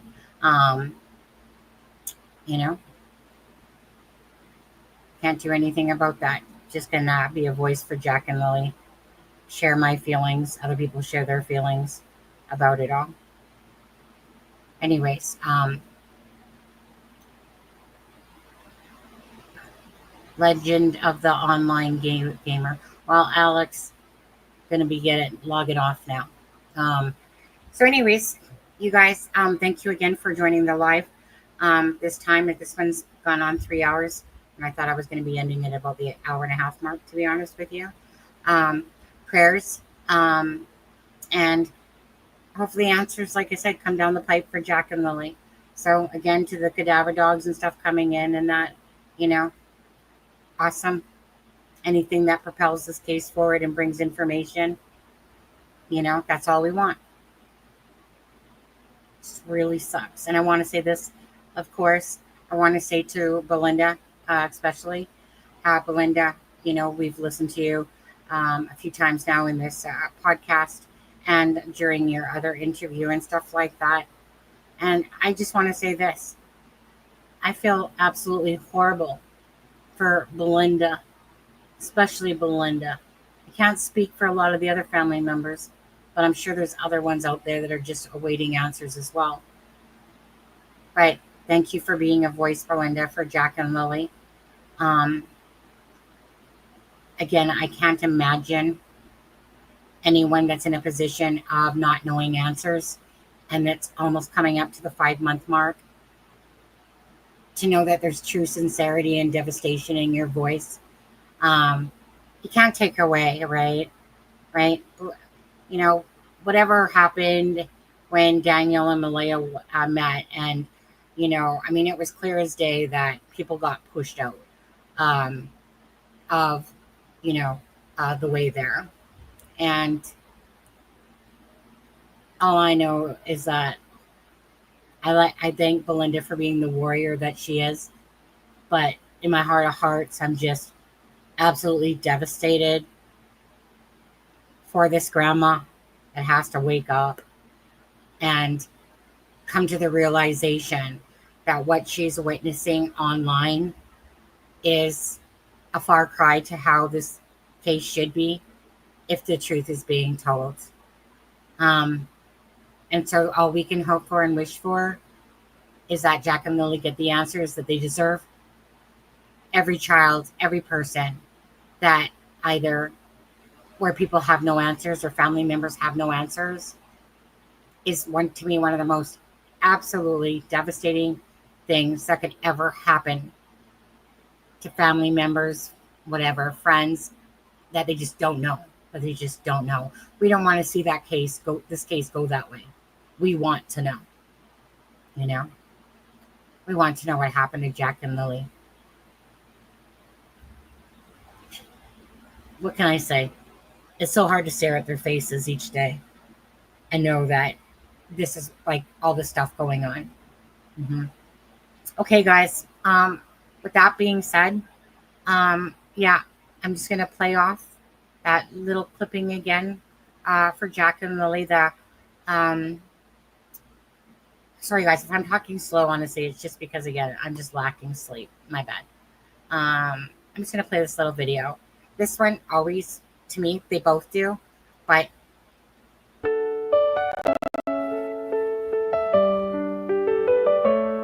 what this is about. In the woods where shadows lay, Jack and Lily went to play. On a rainy May afternoon, now we whisper hope soft too. Echoes of laughter fill the air, but where are they? We stand in prayer. Oh, Jack and Lily, where have you gone? We'll hold on tight through this endless dawn. In our hearts forever you'll stay. With every prayer we send your way.